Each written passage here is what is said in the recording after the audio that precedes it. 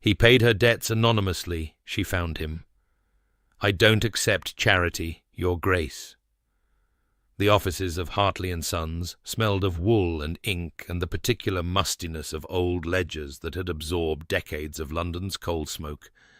Rosalyn Thorne had grown fond of that smell over the past 2 years, though she would never have admitted it. It was the smell of survival, of the narrow desk wedged between the filing cabinets, where she performed small miracles, with numbers that the senior partners pretended not to notice. She noticed everything. It was her gift and her curse.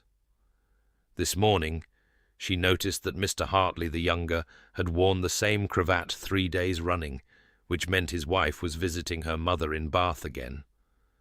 She noticed that the shipment manifests from Leeds had been delayed, which would cause problems with the quarterly accounts. She noticed that the Morning Post had arrived 17 minutes late, and that among the usual bills and business correspondence sat a letter addressed to her personally, bearing the seal of Whitmore and Associates, the bank that held her father's remaining debts. Her stomach tightened. She knew that seal too well. For 3 years it had appeared on quarterly statements, reminding her of the 847 still outstanding, the weight that pressed on her chest every night before sleep, the number that governed every decision she made. She could recite the payment schedule from memory, 12,000 per quarter, which meant another 17 years before she was free. She would be 43 years old. Timothy would be 35. Perhaps by then he would have established himself well enough that her scandalous employment would no longer taint his prospects. She slit the envelope with her penknife, expecting the usual statement. The words swam before her eyes. She read them again, a 3rd time. We write to inform you that the outstanding balance on the account of the late Mr. Harold Thorne has been paid in full. Please find enclosed documentation confirming the closure of this debt.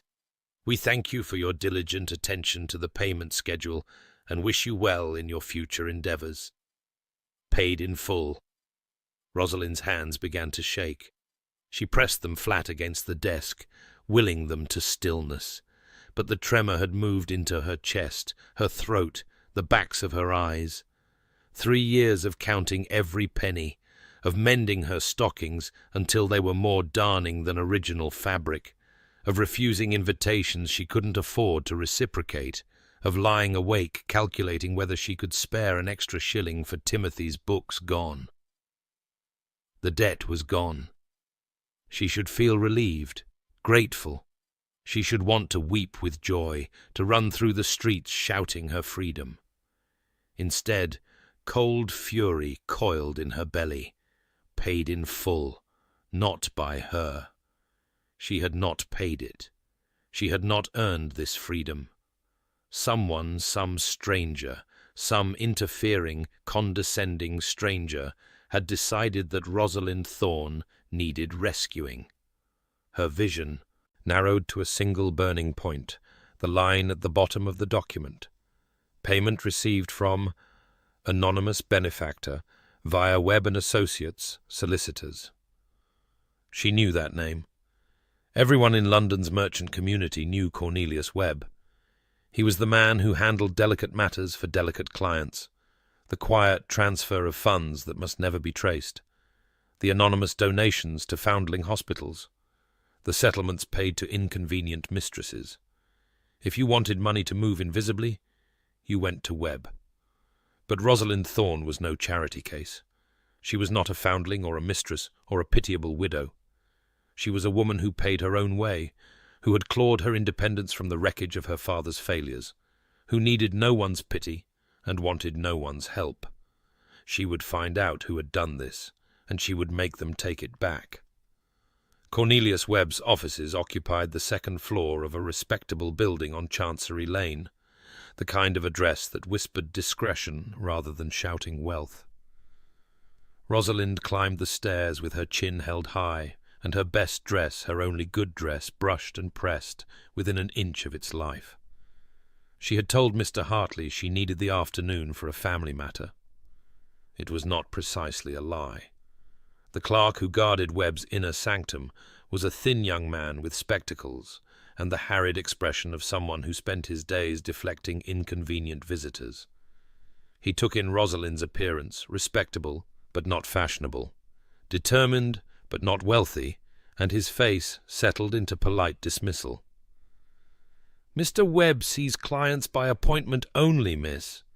If you would like to leave your card—" "I don't have a card." Rosalind smiled, the smile she used when merchants tried to short-change her on fabric or landlords pretended they hadn't promised repairs. "But I do have a matter that I believe Mr. Webb will want to address personally. It concerns a payment made through his offices, a payment I did not authorize and do not accept." The clerk blinked. "I'm afraid I don't understand." "Then please convey my words to Mr. Webb. I'm certain he will."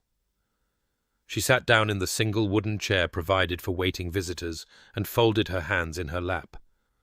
The clerk stared at her for a long moment, clearly unused to women who refused to be dismissed. Finally, with a small huff of irritation, he disappeared through the inner door. Rosalind waited. She was good at waiting. She had learned patience in the months after her father's death, when creditors circled like vultures and relatives offered help wrapped in humiliation. She had learned it again in the endless interviews for positions that went to men half as qualified, in the slow climb from copying clerk to assistant bookkeeper to the position she held now, which had no official title because the Hartleys couldn't bring themselves to admit they employed a woman in a skilled role. Patience was a weapon. She wielded it well. The clerk returned, his expression now tinged with curiosity. "Mr. Webb will see you, miss, but he asks me to inform you that he has only a quarter-hour to spare." A quarter-hour will be sufficient. Cornelius Webb was exactly what she had expected. A small, neat man with silver hair and the carefully blank expression of someone who kept secrets for a living. His office was similarly unremarkable. Dark wood, leather chairs, shelves of legal volumes that looked more decorative than used. The only personal touch was a small portrait of a stern-faced woman on the wall behind his desk, positioned where clients would see it, and perhaps think twice about attempting to deceive her son. "Miss Thorne," Webb gestured to the chair across from his desk, "I confess you have piqued my interest. It is not often that someone comes to my office to complain about receiving money." "I'm not complaining about receiving money, Mr. Webb. I'm demanding to know who sent it so that I might return it." Something flickered in Webb's eyes, surprise, perhaps, or the beginning of respect. "I'm afraid that's quite impossible. The entire purpose of anonymous charitable giving is that it remains anonymous." Charitable giving. The words tasted bitter. Is that what this is? Charity? I would call it generosity. Kindness, perhaps. Someone learned of your situation and wished to ease your burden. Surely that is cause for gratitude rather than indignation. Rosalind leaned forward. "Mr. Webb, 3 years ago my father died, leaving debts I have worked every day to repay. I have sacrificed comfort, security, any hope of a normal life to meet that obligation. I have done it alone, without help, because every offer of help came with conditions. Relatives who wanted me grateful and biddable, employers who thought a desperate woman would accept any terms. I have built my life on the foundation of owing nothing to anyone." She paused, letting the words settle. "And now some stranger has stolen that from me." Webb's expression softened slightly. "Stolen seems a strong word for the erasure of debt. What would you call it, when someone takes away the thing you've worked hardest to achieve?" He was silent for a long moment. Outside, a carriage clattered past on the street below, and somewhere in the building a door opened and closed. Rosalind held Webb's gaze and refused to look away. "Miss Thorne," he said finally, "I have been in this profession for 37 years. I have facilitated gifts and settlements and payments of every description. And I can tell you that the person who paid your father's debts did so with no expectation of anything in return. They do not want your gratitude. They do not want your submission. They almost certainly never expected to hear your name again. Then they miscalculated. So it would seem. A faint smile crossed Webb's face. You are a remarkably stubborn woman. I prefer determined. Of course you do. He steepled his fingers, considering her. I cannot give you a name. My professional reputation depends on absolute discretion. But I can tell you that if someone were to observe certain details of my office, I could not be held responsible for what conclusions they might draw. Rosalind's eyes swept the room, the legal volumes, the stern portrait, the neat stacks of correspondence on the desk, and there, half hidden beneath a pile of documents, the corner of a letter bearing a crimson seal. The impression was only partially visible, but she could make out what looked like a lion rampant, a coronet above a ducal seal. She didn't recognize the specific arms, but she knew enough of heraldry to identify the rank. Her mysterious benefactor was a duke. "Thank you for your time, Mr. Webb." She rose, her mind already racing. "You have been more helpful than you know." "I rather suspect I have." He stood as well, offering a small bow.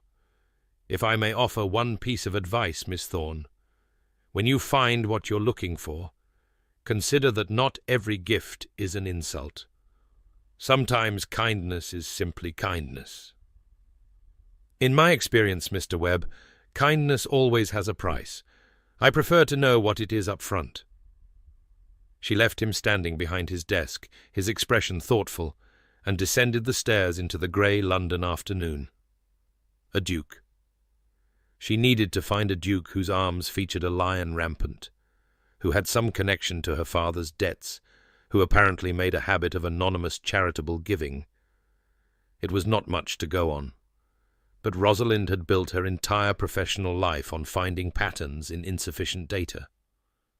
She would find him. The next 3 days passed in a fever of investigation.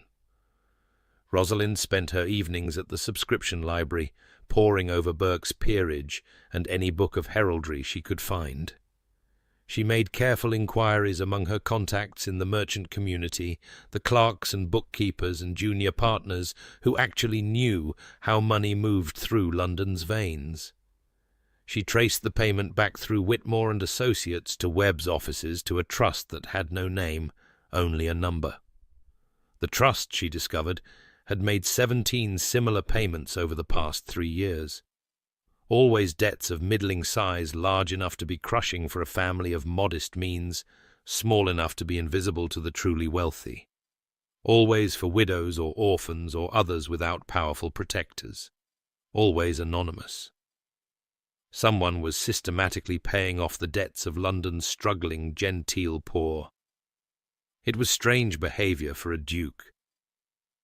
Dukes, in Rosalind's experience, did not trouble themselves with the financial difficulties of merchants' daughters and widowed seamstresses. Dukes attended Parliament and hunted foxes and married heiresses.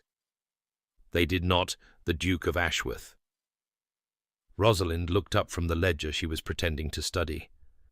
Mr. Hartley the elder had paused by her desk, frowning at a newspaper. He was a kind man in his vague, distant way, inclined to forget that his bookkeeper was female as long as the numbers balanced. "I beg your pardon, sir?" "Ashworth." Hartley tapped the paper. "They're writing about his speech in the Lords, something about banking reform. Cold fish. That one met him once at a dinner years ago. But he's been solid on trade matters. Not like some of these aristocrats who think commerce is beneath them." "Ashworth," Rosalind repeated carefully. "I don't believe I know the name." "Old title, older money. Well, it was old money until his father gambled most of it away. The current Duke rebuilt it all from nothing. Made some very clever investments, I understand. Owns half the shipping in Bristol now. Hartley sniffed. Not that anyone gives him credit for it. Too busy calling him cold and unfeeling, as if a man who saves his family from ruin should be cheerful about it. Rosalind's heart had begun to pound, but she kept her voice steady. His father gambled away the family fortune? Nearly. The late Duke was a charming wastrel by all accounts. Left his son with nothing but debts and a title. The boy was only 17 when he inherited. Hartley shook his head. Can you imagine? 17 years old, and suddenly responsible for saving an estate that had been in his family for 300 years. No wonder he grew up hard. 17. The same age Timothy was now. Rosalind thought of her brother, brilliant, hopeful, still young enough to believe the world would be fair, and tried to imagine him facing what this Duke had faced. "Does the Duke of Ashworth have a London residence?" she asked, keeping her tone light, curious. "Ashworth House, I believe, on Grosvenor Square, though I don't suppose he's in town at the moment. Parliament's not in session. Why do you ask?" "Mere curiosity, sir. I saw the name in one of the older ledgers and wondered." Hartley accepted this easily enough and wandered off to his own office. Rosalind waited until he was out of sight, then pulled the newspaper toward her. The article was brief. The Duke of Ashworth had spoken against a proposed banking regulation that would have made it easier for creditors to pursue debtors across county lines. His argument, the paper noted, had been coolly logical, focused on the economic implications rather than any sentimental concern for debtors. The Duke, as always, presented his case with more precision than passion, the writer observed. One might almost forget that Ashworth himself was once on the edge of ruin. So little does he seem to identify with those who struggle. Rosalind read the words twice, her mind working. A duke who had nearly lost everything to debt, who had rebuilt his fortune through clever investment, who was known for coldness, for logic, for a complete absence of sentiment, who, apparently, spent his private hours anonymously paying off the debts of strangers. She had found him. She wrote to the Duke of Ashworth that evening, on the only good stationery she owned. She kept the letter brief and professional. She had reason to believe that he had paid a debt on her behalf, without her knowledge or consent. She wished to discuss the matter and make arrangements for repayment. She was available to meet at his convenience. She did not mention charity. She did not thank him. She simply stated the facts and signed her name. The reply came 3 days later, written by a secretary in formal, dismissive language. His Grace was not in the habit of meeting with strangers regarding financial matters. Any questions about banking or debt should be directed to the appropriate institutions. The Duke wished her well in her endeavours, but was unable to accommodate her request. Rosalind wrote again. This time she was more direct. She knew what he had done. She had traced the payment through Webb's offices, and she would not be put off. She required only a brief meeting to discuss repayment terms. Surely a duke who had once faced debt himself could understand her position. The second reply was shorter. His Grace regretted that his schedule did not permit a meeting. The matter was closed. Rosalind considered her options. She could continue writing, but clearly the Duke's secretary was authorized to refuse her without consultation. She could attempt to approach him at a public event, but she had no access to the world of balls and dinners where dukes spent their time. She could give up and accept the payment as a gift. No. That was not an option at all.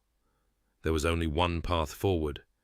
She would have to go to Ashworth House and refuse to leave until the Duke saw her. It was madness. It was social suicide, not that she had much social standing left to lose. It was exactly the kind of rash, impulsive action her father would have taken, the kind of action she had spent years training herself to avoid. But the alternative was accepting defeat, accepting charity, accepting that her carefully constructed independence could be dismantled by a stranger's whim. She would not. She could not. Ashworth House rose from Grosvenor Square like a monument to old money and older power. The facade was classical, perfectly proportioned, the kind of architecture that whispered rather than shouted its wealth. Rosalind had walked past it before. Without truly seeing it, it was simply part of the landscape of Mayfair, that foreign country where people like her did not belong. Now she climbed the front steps and lifted the heavy brass knocker before she could lose her nerve. The door was answered by a butler so imposing that Rosalind understood immediately why the Duke of Ashworth needed no other defences. The man was perhaps 60, silver-haired and straight-backed, with the kind of face that suggested he had seen every possible attempt to gain unauthorized entry and had found them all wanting. "Yes?" The single syllable contained multitudes of dismissal. "I need to see the Duke of Ashworth." Rosalind kept her voice steady. "I have urgent documents requiring his personal attention." The butler's gaze swept over her, her good dress that was 5 years out of fashion, her sensible boots, her complete absence of jewellery or any other marker of wealth. His expression did not change, which was somehow worse than open contempt. "His Grace is not receiving visitors. If you have documents to deliver, you may leave them with me." "I'm afraid that won't be possible. These documents must be placed directly into His Grace's hands. They concern a financial matter of some sensitivity." "Miss Thorne. Miss Rosalyn Thorne. Miss Thorne." The butler's tone suggested he was committing her name to a list of persons never to be admitted. "His Grace has given explicit instructions that he is not to be disturbed. If you wish to communicate with him, you may do so through the usual channels." "I've tried the usual channels. They did not work." "Then I suggest you reconsider the urgency of your communication." They stood at an impasse. Rosalind could feel the door about to close in her face, could feel her chance slipping away. In desperation, she did something she would not have believed herself capable of. She lied with complete conviction. The documents concerned the embezzlement at Ashworth Park. She had no idea if there had been any embezzlement, but a man who managed estates as large as the Duke's must certainly have dealt with dishonest employees at some point. "I have information that cannot wait." The butler's expression flickered barely, almost imperceptibly, but Rosalind caught it. Something about Ashworth Park, something about embezzlement. She had struck a nerve. "Wait here," he said, and closed the door. Rosalind stood on the step, her heart hammering. The October air was cool, carrying the smell of fallen leaves and coal smoke. Around her, Mayfair conducted its afternoon business. Carriages passed, servants hurried on errands, a nursemaid pushed a perambulator along the square. Normal life, continuing as normal, while Rosalind stood on the brink of either triumph or catastrophe. The door opened. "Follow me," the butler said. She followed him through a marble entry hall, past paintings that probably cost more than she would earn in a lifetime, up a sweeping staircase, and down a corridor lined with doors. The house was beautiful in the way of museums, impressive but not quite welcoming, as if it expected admiration rather than comfort. Rosalind filed away details automatically. The quality of the carpets, the absence of dust, the fresh flowers on a side table that must have cost a fortune this late in the year. The butler stopped before a heavy oak door and knocked twice. "Enter." The voice was deep, clipped, utterly without warmth. Rosalind straightened her spine as the butler opened the door. "A Miss Thorne to see you, Your Grace. She claims to have information about the Ashworth Park matter." "Send her in." Rosalind stepped into the study. It was smaller than she had expected, though still larger than her entire lodgings.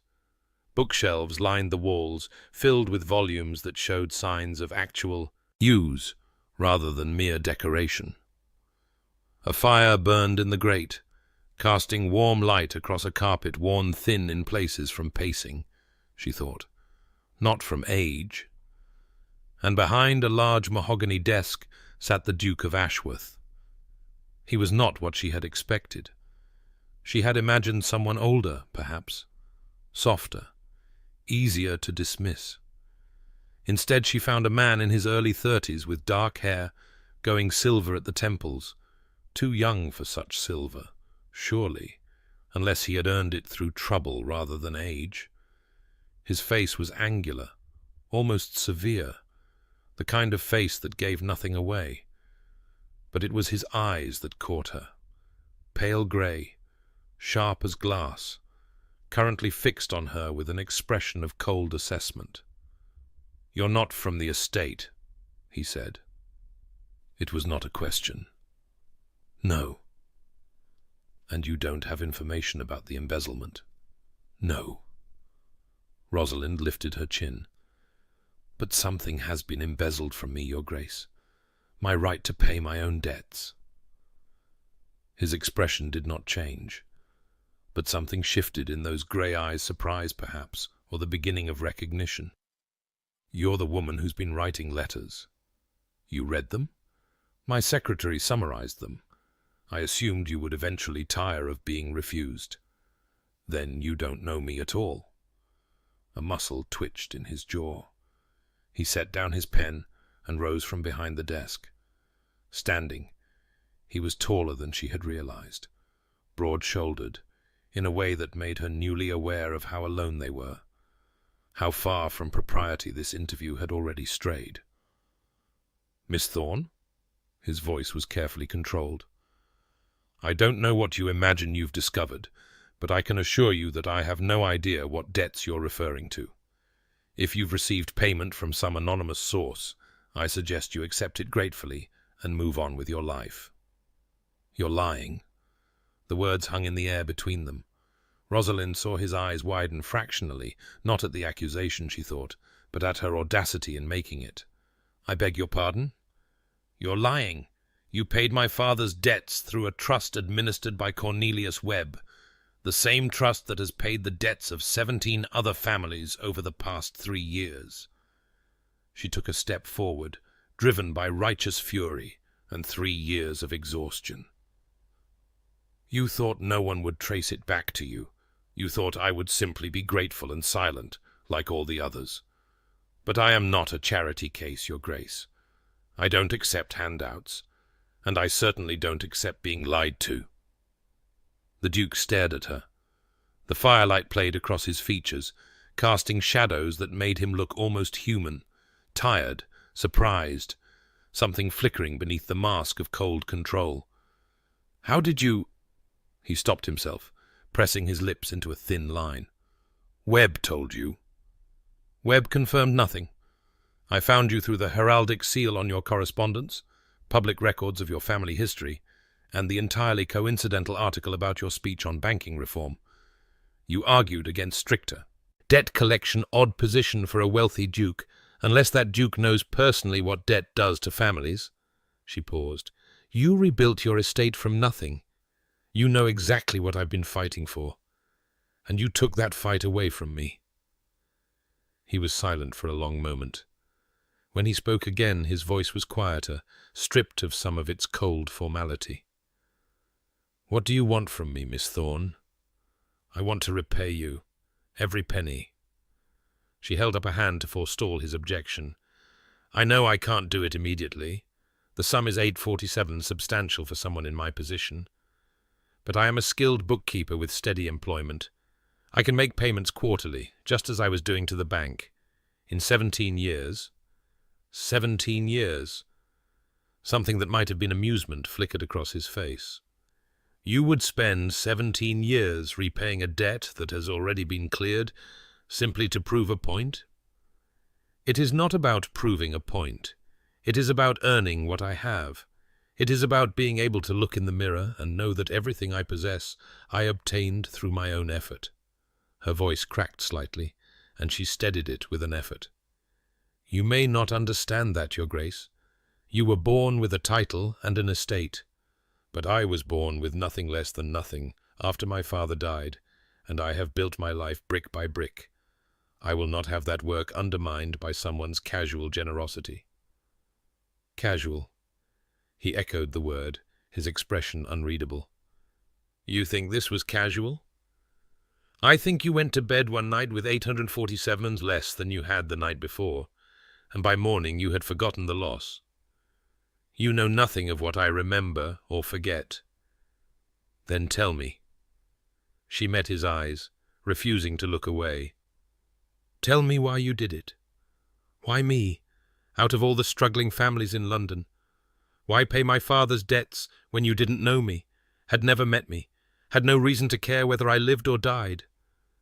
The Duke turned away. He walked to the window, his back to her, his hands clasped behind him.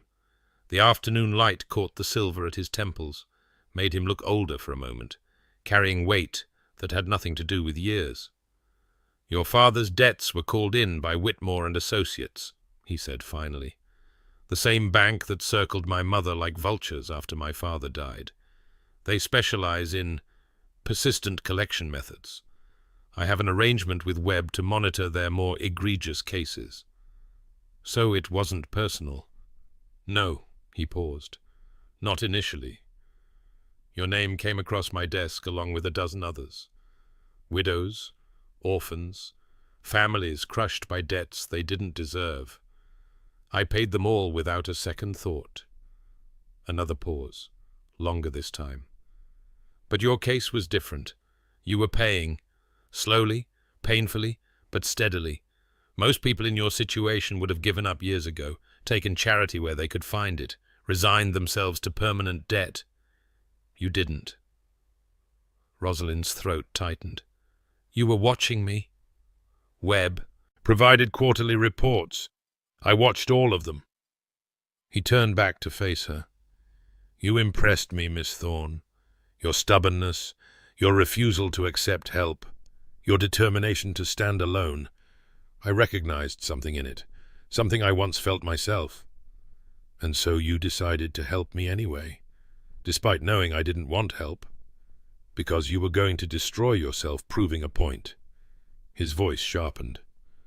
17 years of payments, 17 years of living on nothing, sacrificing everything, working yourself to exhaustion for the privilege of saying you did it alone. I've lived that life, Miss Thorne. I would not wish it on anyone. It was my choice to make. And I made a different choice.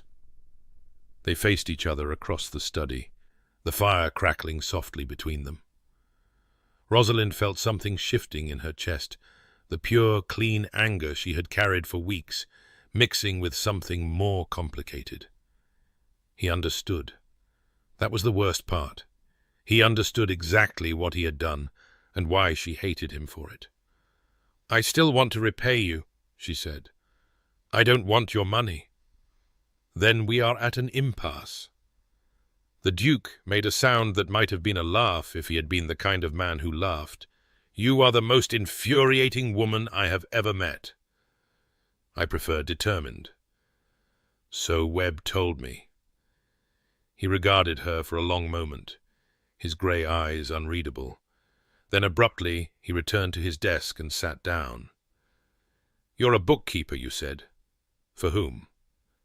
Hartley and Sons? Wool merchants? Are you good? I'm exceptional. The corner of his mouth twitched. Modesty is not among your virtues, I see. I haven't the time for it. Why do you ask? He opened a drawer and withdrew a thick folder of documents, setting it on the desk between them. My estate manager at Ashworth Park was dismissed 3 weeks ago for embezzlement. He had been stealing from me for years, small amounts at first, then larger sums as he grew confident. I need someone to audit the books, to determine the full extent of the theft before I hire a replacement. Rosalind stared at him. You want to hire me? I want to offer you a trade. He met her eyes, his expression carefully neutral. You insist on repaying me. Very well. Come to Ashworth Park and review my accounts. The work will take 3 weeks, perhaps a month. When you're finished, I will consider the debt between us cleared. That's not an equal exchange. A month of work is not worth £847. It is if I say it is. He leaned back in his chair. This is not negotiable, Miss Thorne. You want to repay me, this is the only form of repayment I will accept. Take it or leave it. She should refuse. The offer was absurd, a month at a duke's estate, unchaperoned, alone with a man she barely knew. Her reputation would be destroyed. Her position at Hartley's would be lost. Every principle of propriety and self-preservation urged her to walk away. But the ledgers in that folder were calling to her. Numbers to examine, patterns to find, a puzzle to solve. And beneath that, deeper than she wanted to admit, the chance to prove herself. To show this cold, arrogant duke that she was worth more than his charity. That she could earn her freedom through skill rather than suffering. And underneath even that, in a place she refused to examine too closely, something else. Something about his grey eyes, the silver in his dark hair, the weight he carried so visibly, despite his attempts to hide it. "I have conditions," she heard herself say. "Of course you do. I will be paid a fair wage for my work, the same as you would pay any man in such a position. That wage will be applied toward the debt. Any remaining balance at the end of the month I will continue to pay off in quarterly installments." Agreed. "I will have my own lodgings on the estate, separate from the family quarters. My work will be treated as professional, not as—" She hesitated, searching for words, "not as a social visit." "Naturally. And you will tell no one the true nature of our arrangement.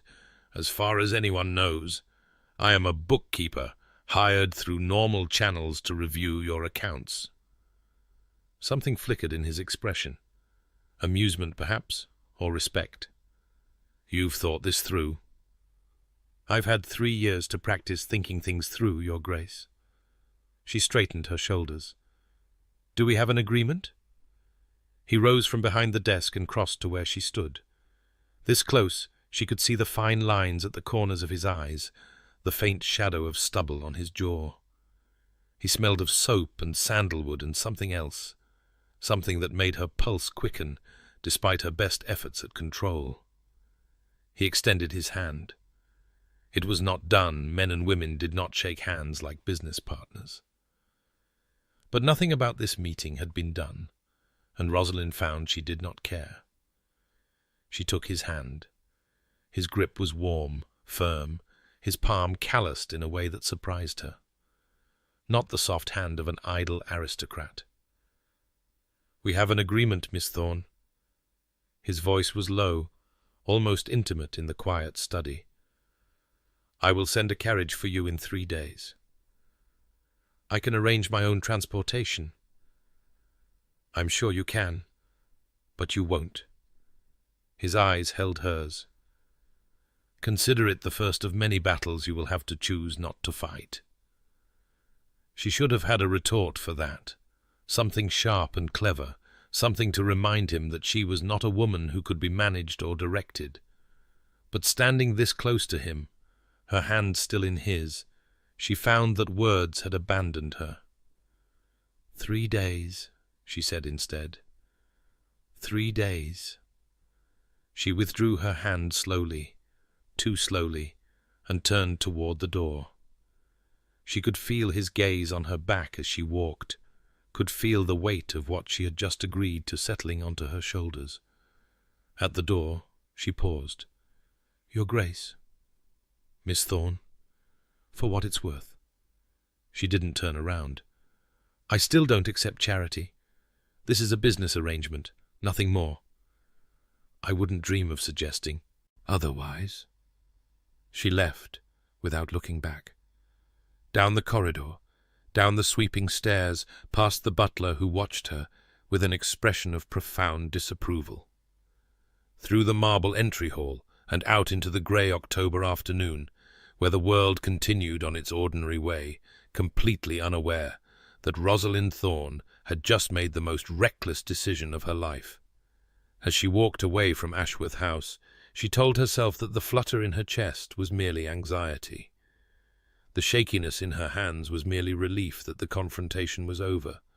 The persistent awareness of his grey eyes, his warm grip, the unexpected understanding in his voice, that was nothing at all. She had 3 days to prepare, 3 days to explain to Hartley's why she needed an extended leave, 3 days to arrange for Timothy's care in her absence, 3 days to convince herself that this was purely a matter of business, of repaying a debt, of restoring her independence. 3 days to forget the way Sebastian Cole, Duke of Ashworth, had looked at her when she called him a liar, like he was seeing something he hadn't expected to find. The carriage arrived precisely at 10 o'clock on the appointed day, not a minute before, not a minute after.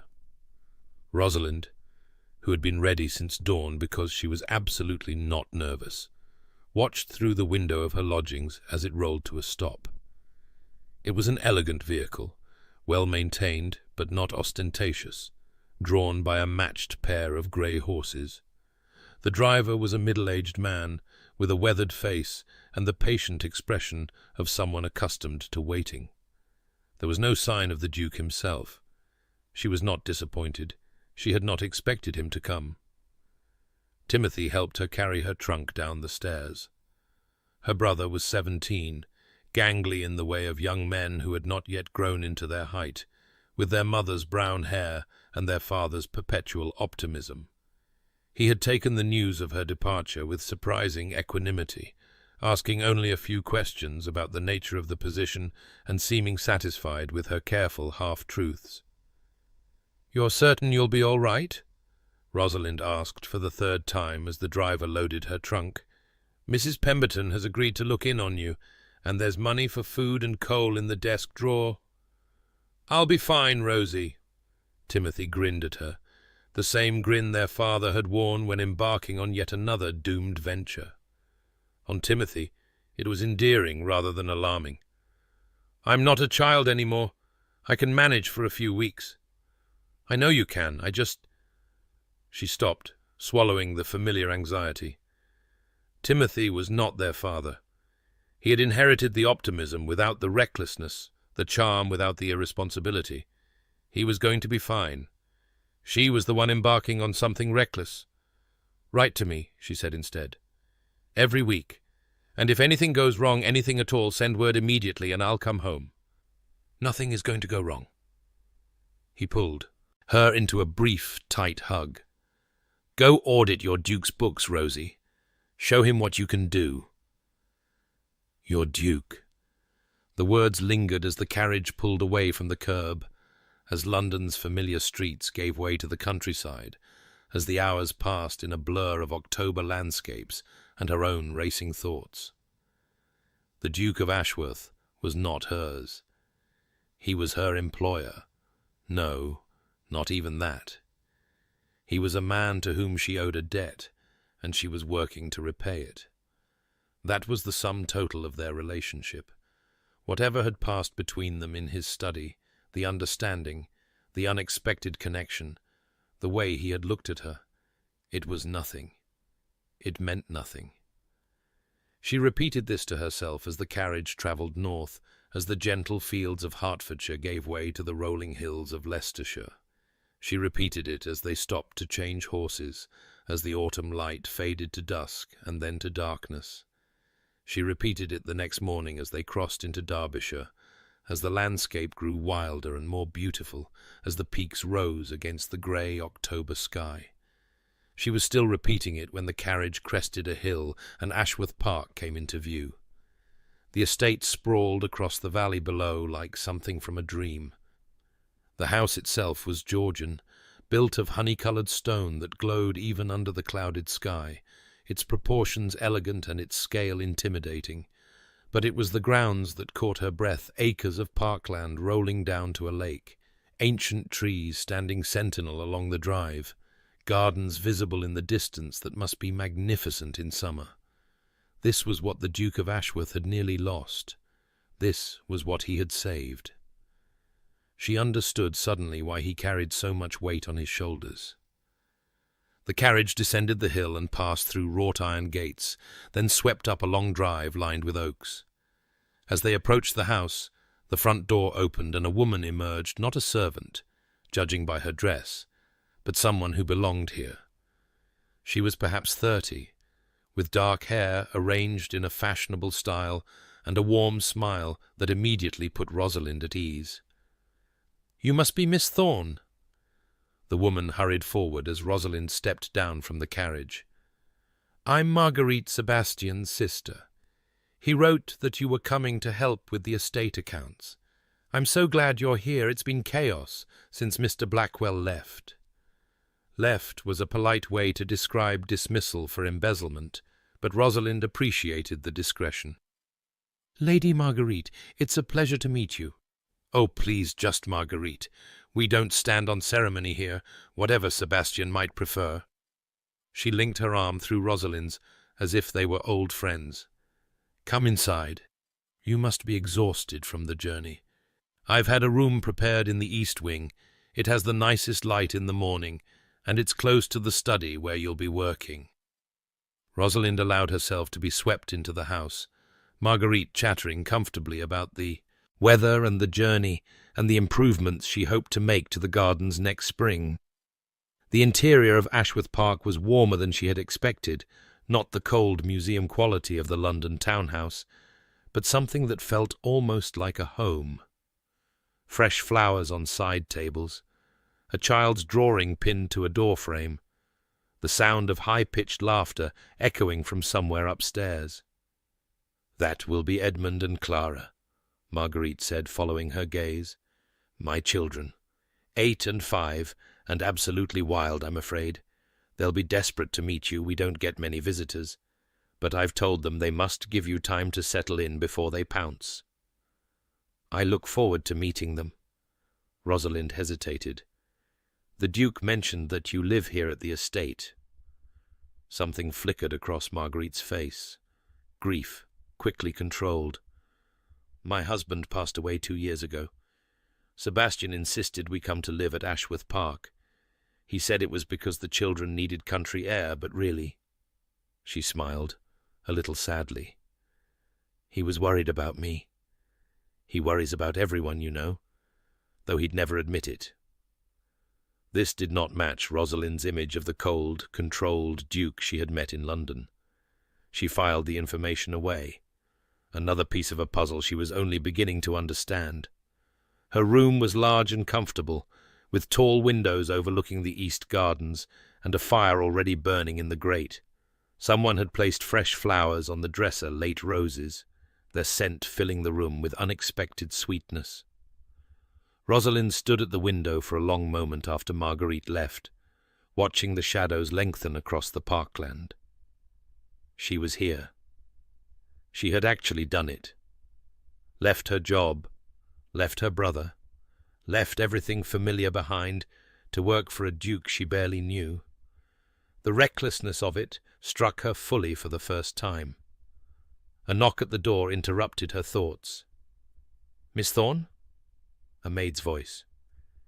"His Grace requests your presence in the study, if you're not too tired from your journey, that is." Rosalind smoothed her dress and checked her reflection in the mirror. She looked tired. She was tired, but more than that, she looked determined. Good. She would need that determination. "Tell His Grace I'll be there directly." The study at Ashworth Park was larger than the one in London, but it had the same atmosphere of intense use. Papers covered the desk, books were stacked on every available surface, and the fire had burned down to embers, as if its tender had been too absorbed in work to notice. The Duke stood by the window, silhouetted against the grey afternoon light. He turned as she entered, and Rosalind felt the same jolt she had felt in London, that disconcerting awareness of his presence, the way his grey eyes seemed to see more than she wanted to reveal. "Miss Thorne, I trust your journey was comfortable?" "It was, thank you." She clasped her hands in front of her, maintaining the professional distance she had promised herself. "I'm ready to begin work whenever you wish. Tomorrow will be soon enough. Today you should rest. Familiarize yourself with the house." He moved to the desk and picked up a thick folder. "But I wanted to give you this. The accounts for the past 3 years, what we've been able to reconstruct at least.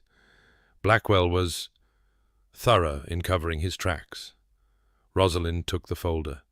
It was heavier than she expected, stuffed with papers in no apparent order. Her fingers itched to sort through them, to begin imposing structure on the chaos. "May I ask a question, Your Grace?" "You may ask. I don't guarantee an answer." "How did you discover the embezzlement?" Something shifted in his expression. "I didn't. My sister did. She noticed that some of the household accounts didn't match what she knew we were spending. When she brought it to my attention, He paused. I realized I had been trusting too much and verifying too little. An easy mistake to make when you're managing multiple properties and investments. An inexcusable mistake for a man who built his fortune on attention to detail." His voice was harsh, but the harshness was directed inward. "I was careless, Miss Thorne. Blackwell had been with the family for 20 years. I assumed his loyalty, and I was wrong. I won't make that error again."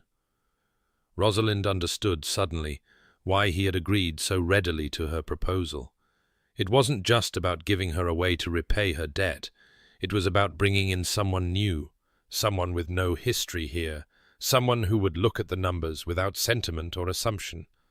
"I'll find where the money went," she said, "and I'll make certain it's documented thoroughly enough to pursue legal action if you wish." "Legal action would mean public scandal.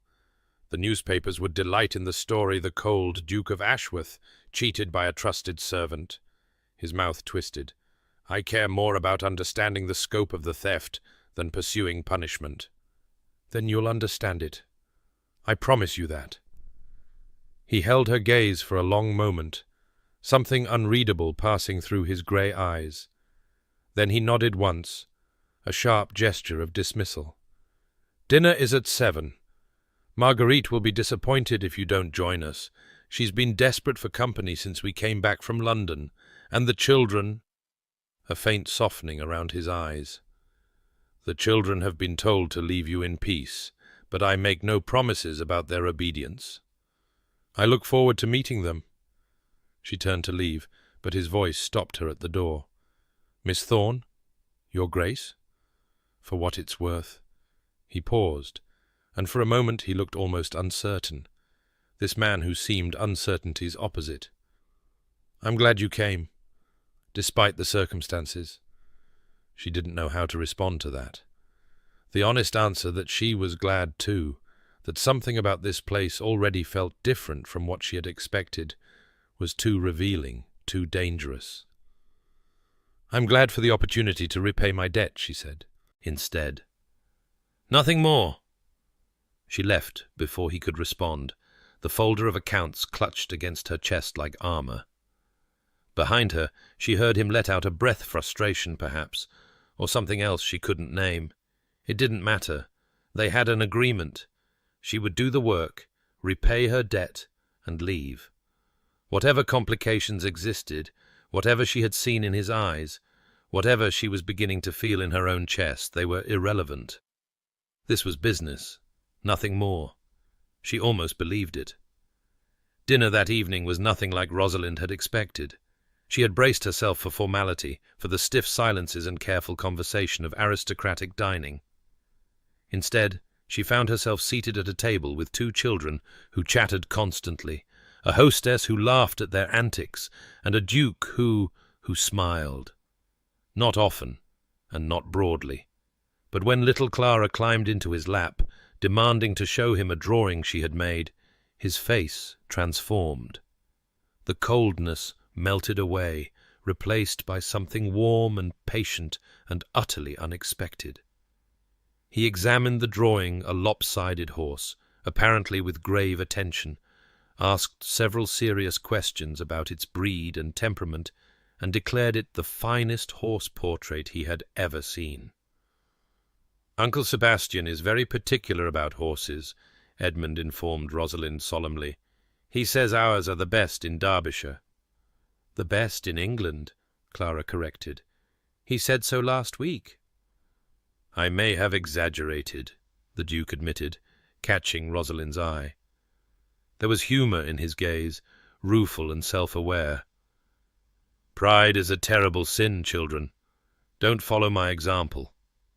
"You're not terrible," Clara said, wrapping her arms around his neck. "You're the best uncle in England, in the whole world." Something twisted in Rosalind's chest.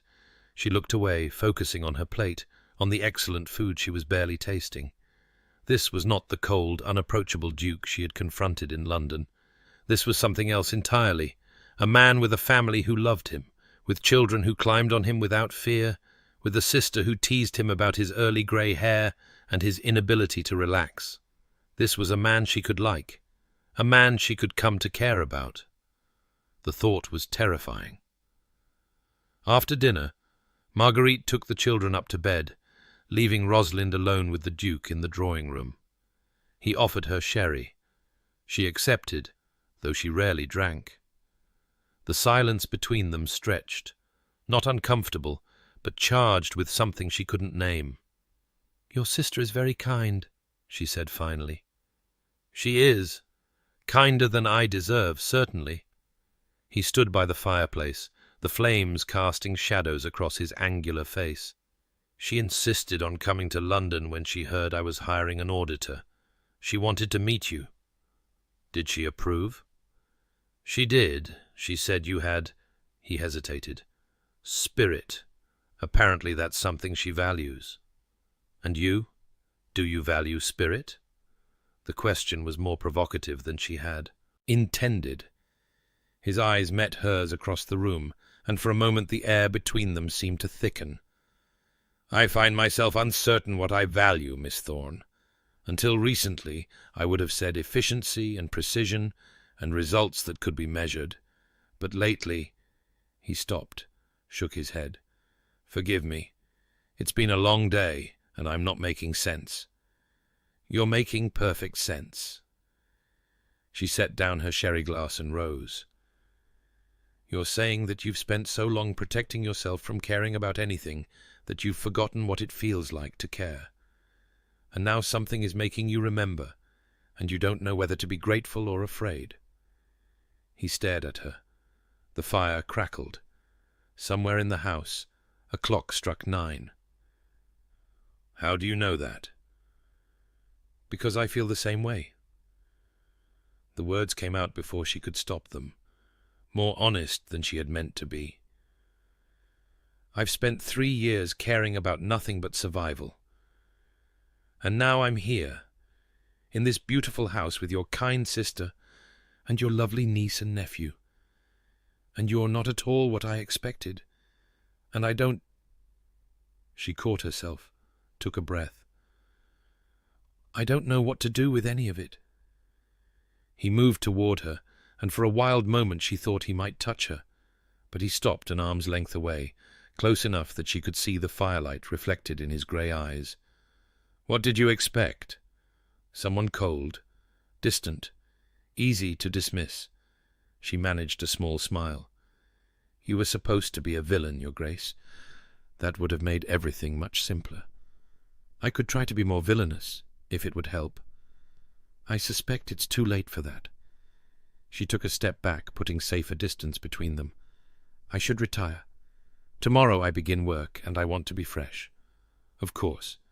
He inclined his head, formal once more. "Good night, Miss Thorne." "Good night, Your Grace." She left the drawing-room with her heart pounding and her mind in chaos. The corridor stretched before her, firelight flickering from sconces along the walls. The house settling into nighttime quiet around her. She was in trouble.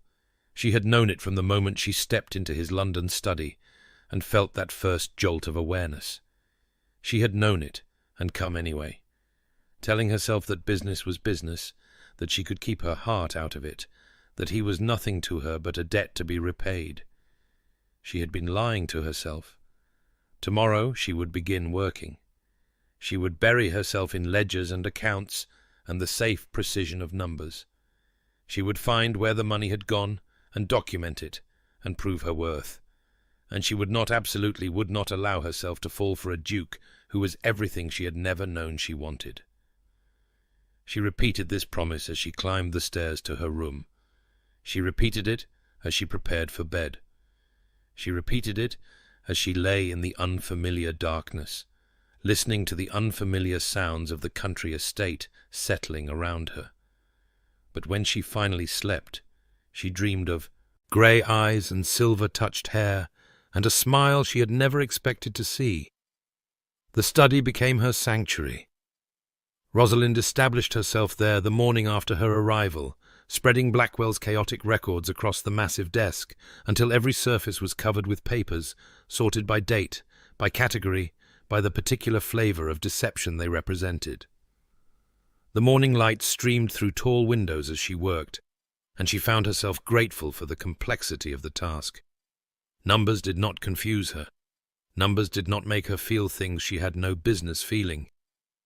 By the end of her first week, she had identified 3 separate methods Blackwell had used to siphon funds from the estate. The first was simple inflation of supplier invoices, paying £10 for goods that cost £7 and pocketing the difference. The second was more sophisticated. Ghost workers on the estate payroll. Names that appeared in the ledgers but belonged to no living person.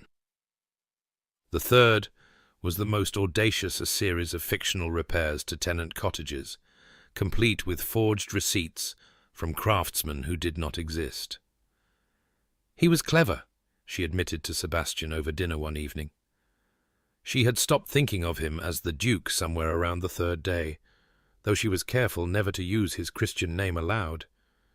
The individual amounts were small enough not to raise suspicion. It's only when you look at the pattern over years that the scope becomes clear. And what is the scope? His voice was carefully controlled, but she could see the tension in his jaw.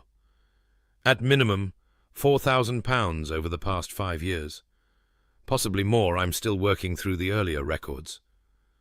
Marguerite drew in a sharp breath. £4,000? Sebastian, that's significant. His grey eyes met Rosalind's across the table. But not ruinous. The estate can absorb the loss. The estate shouldn't have to absorb anything. Rosalind set down her fork, her appetite gone. This was theft, pure and simple. The money belongs to you. And pursuing it would mean legal proceedings that could drag on for years, publicizing the family's private affairs for the entertainment of the newspapers. He shook his head.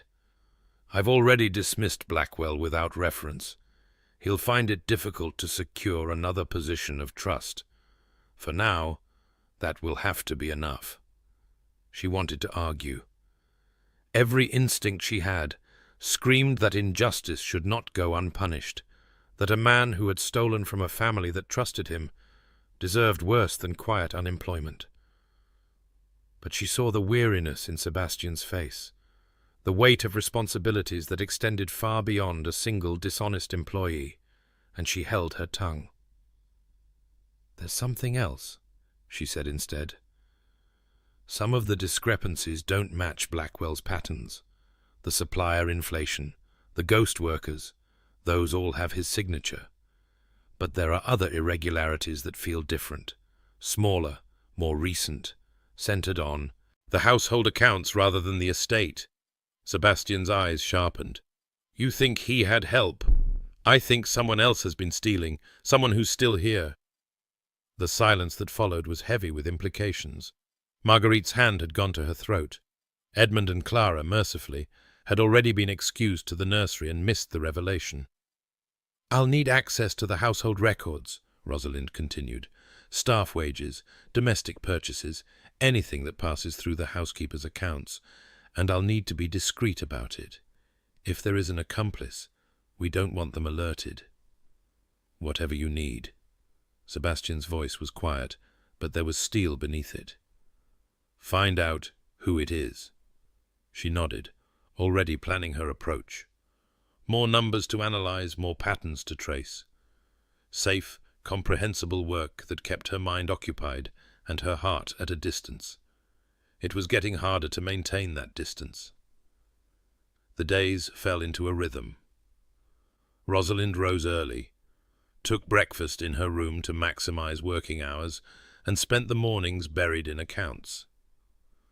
Afternoons she used for interviews, carefully casual conversations with staff members, gathering information about household routines and purchasing patterns without revealing her true purpose.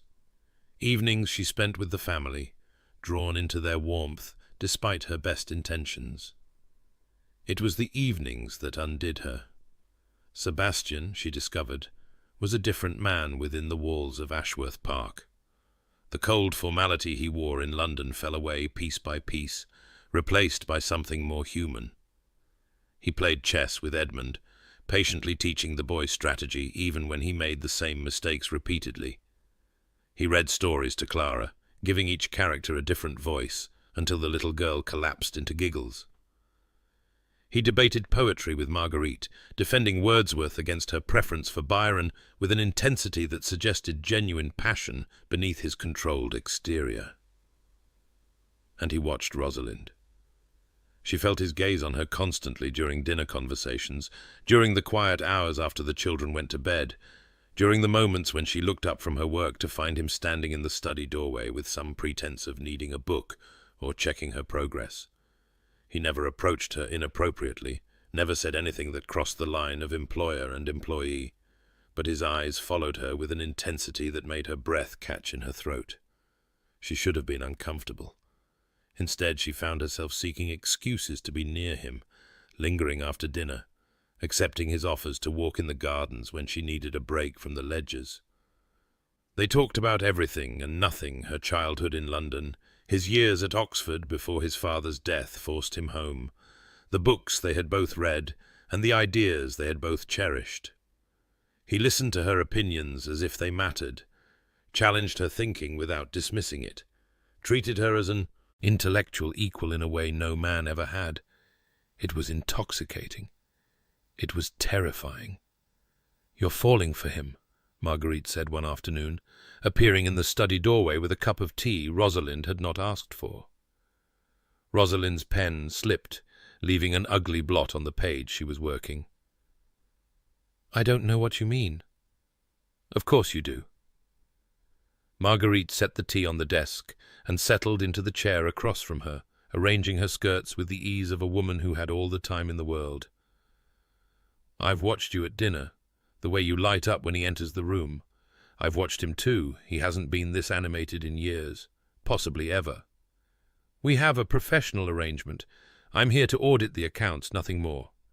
"And when the accounts are audited, what then?" Rosalind stared at the numbers on the page before her, suddenly unable to focus. "Then I return to London, to my position, my life, my brother, to your independence." Marguerite's voice was gentle.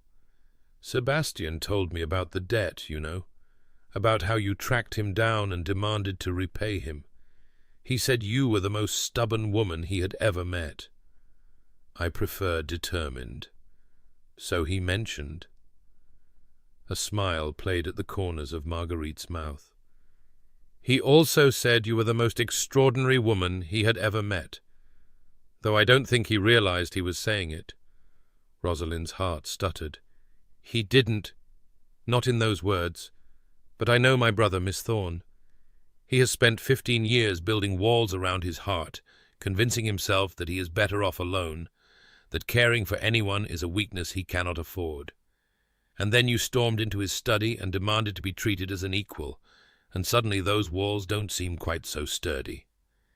"Even if that were true," Rosalind's voice caught, and she had to steady it before continuing. "Even if that were true, nothing could come of it. He is a duke. I am a merchant's daughter with a scandalous occupation and no fortune to speak of. Society would never accept. Society can go hang." Marguerite leaned forward, her expression fierce. "Sebastian has spent his entire adult life doing what society expected. He saved the estate, rebuilt the fortune, became the perfect cold duke that everyone wanted him to be. And he is miserable. He has been miserable for years, and he didn't even know it until you showed up and reminded him what it felt like to be alive. You cannot know that. I am his sister. I know him better than anyone. Marguerite reached across the desk and took Rosalind's hand.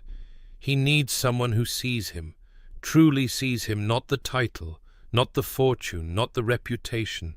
Someone who will argue with him and challenge him and refuse to be intimidated by his coldness. Someone exactly like you. Rosalind pulled her hand away, shaking her head. Even if I wanted, and I am not saying I do, I have spent 3 years building my independence. I will not give that up to become anyone's charity case, not even a... Dukes!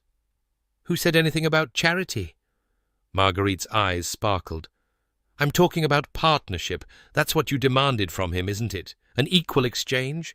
What if you could have that in everything, not just in business? The question hung in the air between them, impossible and tantalizing. Rosalind thought of Sebastian's grey eyes watching her across the dinner table, of his rare smiles that she had come to treasure, of the conversations that left her feeling more understood than she had ever felt in her life. What if she could have that forever? The thought was too dangerous to examine closely. She pushed it away, reaching for the safety of her ledgers. I need to finish these accounts, she said, if you'll excuse me. Marguerite rose, but paused at the door. Just think about it, Miss Thorne. That's all I ask. Think about what you actually want, not what you think you should want. She left, and Rosalind stared at the numbers on the page before her until they blurred into meaninglessness. What did she want? She had spent so long wanting only survival, only independence, only the satisfaction of knowing she owed nothing to anyone. Those goals had been clear, comprehensible, achievable through sheer force of will. But now there was Sebastian. Sebastian, who understood her in ways she had never expected. Sebastian, who looked at her as if she was something precious and rare. Sebastian, who made her want things she had never allowed herself to want.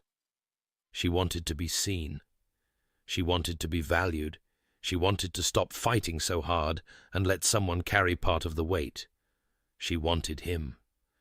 The admission, even in the privacy of her own mind, felt like stepping off a cliff. That evening, Clara fell ill. It began with a cough at dinner, a slight flush to the little girl's cheeks that Marguerite dismissed as excitement from the afternoon's play. But by nightfall, the cough had deepened into something harsher, and Clara's skin was hot to the touch. Rosalind was in the study, working late, as had become her habit, when she heard the commotion, hurrying footsteps in the corridor above. Marguerite's voice raised in concern, and then Sebastian's deeper tones giving orders. She set down her pen and went to investigate, drawn by instinct toward whatever crisis was unfolding. She found them in the nursery, Clara lying listless in her bed, while Marguerite pressed a damp cloth to her forehead. Sebastian stood by the window, his face ashen in the candlelight. "The doctor has been sent for," Marguerite said, her voice tight with controlled fear. "But it will be hours before he arrives. The village is 5 miles distant, and the roads are poor at night." "What can I do?" Rosalind asked. Sebastian turned to look at her, and she saw something she had never expected to see on his face. Terror. Raw, unconcealed terror that stripped away every layer of control he usually wore. "Frederick died like this," he said, his voice barely above a whisper. "Marguerite's husband. A fever that seemed like nothing, and then—" He stopped, his jaw clenching. "This is not the same," Marguerite said firmly, though her hands trembled as she adjusted Clara's blankets. "Frederick was already weakened from consumption. Clara is strong, healthy. She's so small." Sebastian's voice cracked. "She's so small. And if something happens to her—" Rosalind moved without thinking. She crossed the room and took his hand, gripping it firmly until his wild eyes focused on her face. "Listen to me," she said quietly. "Panic will not help her. We need to stay calm, keep her comfortable, and wait for the doctor. Can you do that?" He stared at her as if she were a lifeline thrown to a drowning man. Then, slowly, he nodded. "Good." She squeezed his hand once before releasing it. "Marguerite, what do you need?" The next hours passed in a blur of activity. They brought basin after basin of cool water to sponge Clara's burning skin. They coaxed sips of water between her cracked lips when she roused enough to swallow. They took turns sitting by her bedside, talking to her softly, singing lullabies that Marguerite remembered from their own childhood. Sebastian refused to leave the room. He sat in a chair by Clara's bed, watching her every breath with an intensity that made Rosalind's heart ache. This was not the cold duke that society whispered about. This was a man who loved his niece with a ferocity that left no room for pretense or control. Sometime after midnight, Marguerite's exhaustion caught up with her. Her eyes were closing despite her best efforts to stay awake, and Rosalind gently guided her to the small couch in the corner of the nursery. "Rest for a little while," she said. "I'll watch Clara. I'll wake you if anything changes." "You should rest too." Marguerite's voice was thick with fatigue. "You've been working since dawn. I'm not tired." It was a lie, but a necessary one. "Sleep, Marguerite. Your daughter will need you strong when she wakes." Marguerite's eyes fluttered closed, and within moments her breathing had deepened into sleep. Rosalind turned back to find Sebastian watching her, something unreadable in his grey eyes. "You should rest too," she told him. "I can keep watch alone." "I can't." He shook his head, his gaze returning to Clara's flushed face. "Every time I close my eyes, I see—" He stopped, swallowing hard. "Tell me." She pulled a chair close to his and sat down. "What do you see?" For a long moment he was silent. When he spoke, his voice was rough, stripped of all pretense. "I see my mother. After my father died, after the creditors came, after she realized what he had left us, she didn't eat for 3 days. She barely spoke. I was 17 years old, and I had to force food into her mouth like a child, because she had simply stopped. Sebastian." His Christian name slipped out without thought, and she saw his eyes widen at the intimacy of it. But she didn't take it back. She recovered, eventually. Physically, at least. But something in her was broken. She lived for another 8 years, but she was never really present again, never really alive. He turned to look at Rosalind, and she saw the boy he had been beneath the man he had become frightened, lonely, carrying a weight no 17-year-old should have to bear. I swore I would never be that vulnerable, never let anyone matter enough to break me the way she was broken, and for 15 years I succeeded. What changed? His gaze held hers, intense and searching. "You happened." The words hung in the air between them, heavy with meaning she wasn't ready to examine. Before she could respond, Clara stirred on the bed, whimpering softly. The moment shattered. Sebastian leaned forward, all his attention on his niece, and Rosalind busied herself with refreshing the damp cloth on Clara's forehead. But something had shifted between them. Some wall had fallen that could not be rebuilt. They passed the rest of the night in near silence, watching Clara's chest rise and fall, marking each breath like a prayer.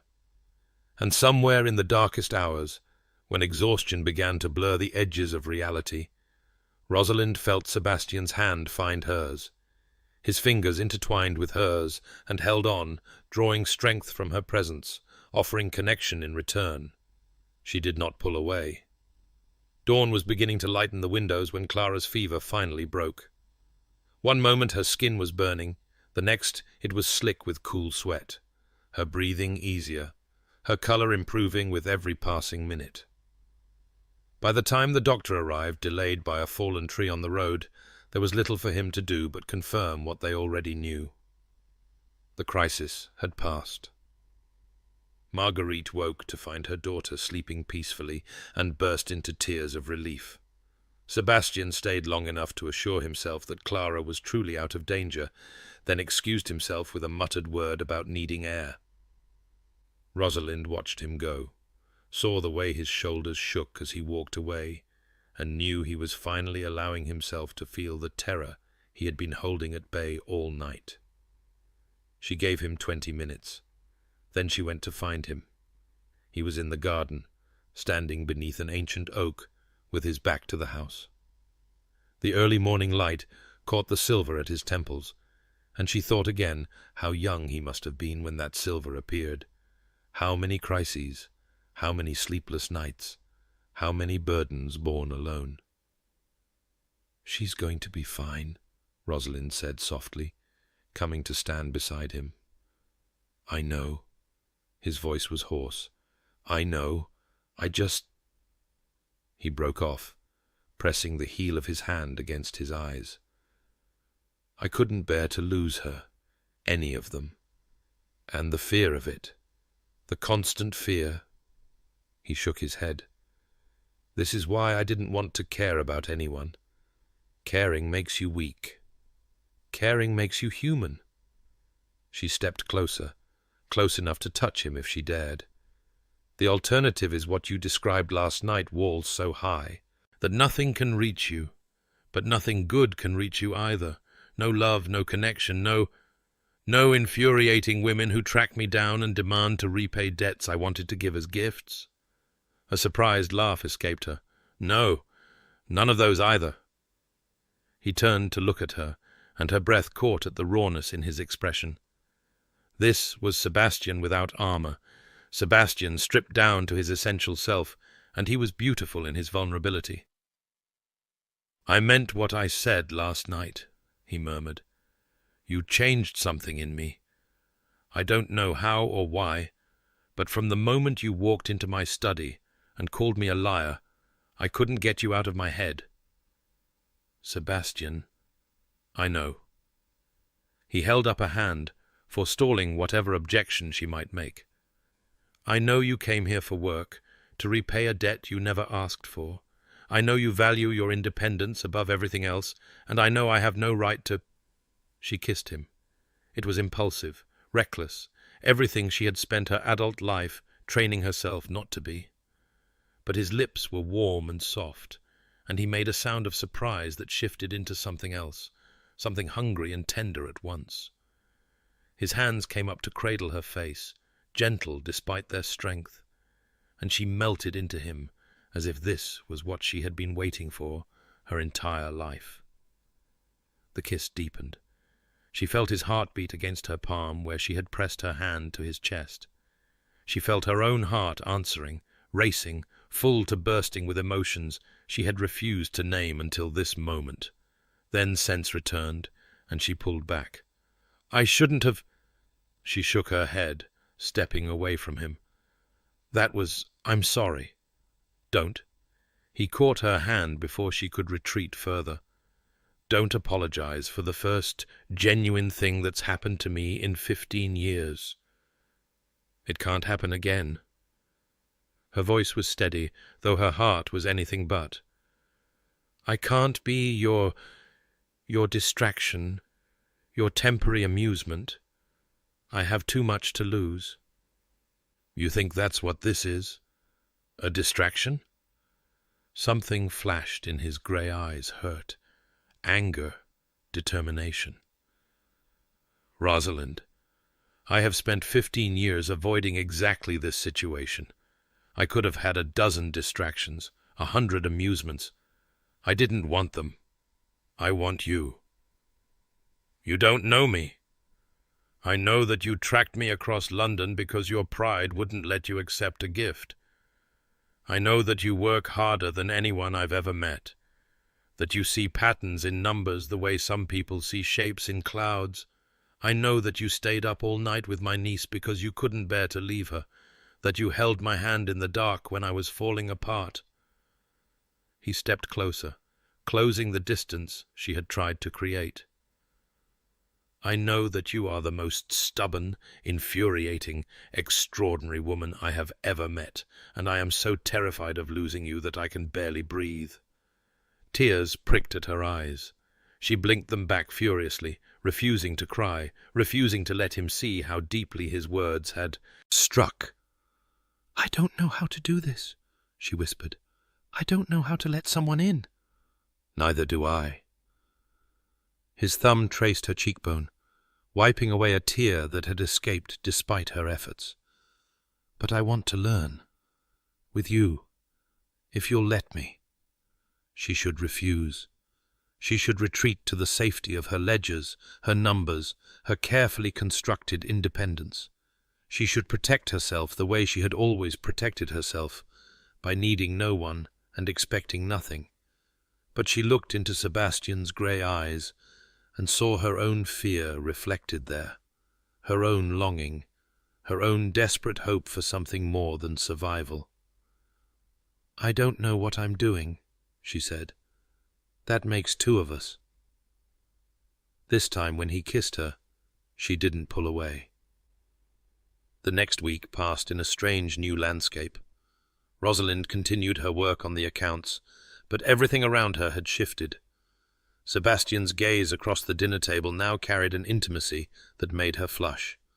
Stolen moments in the garden became precious islands of connection in the busy days. Marguerite noticed everything, of course, but kept her observations to herself, merely smiling with satisfaction whenever she caught them looking at each other. They were careful. Rosalind refused to compromise her professional position, refused to become merely the Duke's romantic interest, rather than the skilled auditor who was untangling years of deception. And Sebastian respected that boundary, even as he found creative ways to blur its edges, leaving books she might enjoy on her desk, appearing with tea just when she needed a break, engaging her in conversations that ranged from philosophy to politics to the particular challenges of managing a large estate. "I could use someone with your skills permanently," he said one afternoon, standing in the study doorway as she worked. "Not just for this audit. The estate needs proper management systems, proper oversight, someone who sees what I miss." "Are you offering me a position?" She looked up from her papers, one eyebrow raised. "I'm offering you a partnership." He stepped into the room, closing the door behind him. "I want you to stay, Rosalind. Not because I'm paying you, not because you owe me anything, because you belong here." "I don't know if I can—" "I know." He held up a hand. "I know you need time. I know you need to finish what you started, prove whatever you need to prove to yourself. I'm not asking for an answer now, I'm just—" He paused, searching for words. "I'm telling you what I want. For the first time in 15 years, I'm saying out loud what I actually want instead of what I think I should want." She stared at him, this man who had spent his life constructing walls and was now systematically dismantling them, for her, because of her. "What do you want?" she asked softly. "You?" Simple, direct, terrifying. "I want to wake up knowing you're in the next room. I want to argue with you about accounting methods and discuss books and watch you lose your temper when the numbers don't balance. I want to grow old with someone who sees me, really sees me, and isn't afraid of what she finds." "Sebastian." A knock at the door interrupted her. Sebastian's jaw tightened with frustration as he stepped back, recomposing his expression into something more neutral. "Enter." The butler appeared, his weathered face troubled. "Your Grace, there's been a letter for Miss Thorne." "Urgent," the messenger said. Rosalind's heart seized. Only one person would send her urgent correspondence. Timothy. She took the letter with trembling hands and broke the seal. The words swam before her eyes, but certain phrases jumped out in sharp relief. Arrested. Debtor's prison. Called in the loan. £300. "No." The word came out strangled, desperate.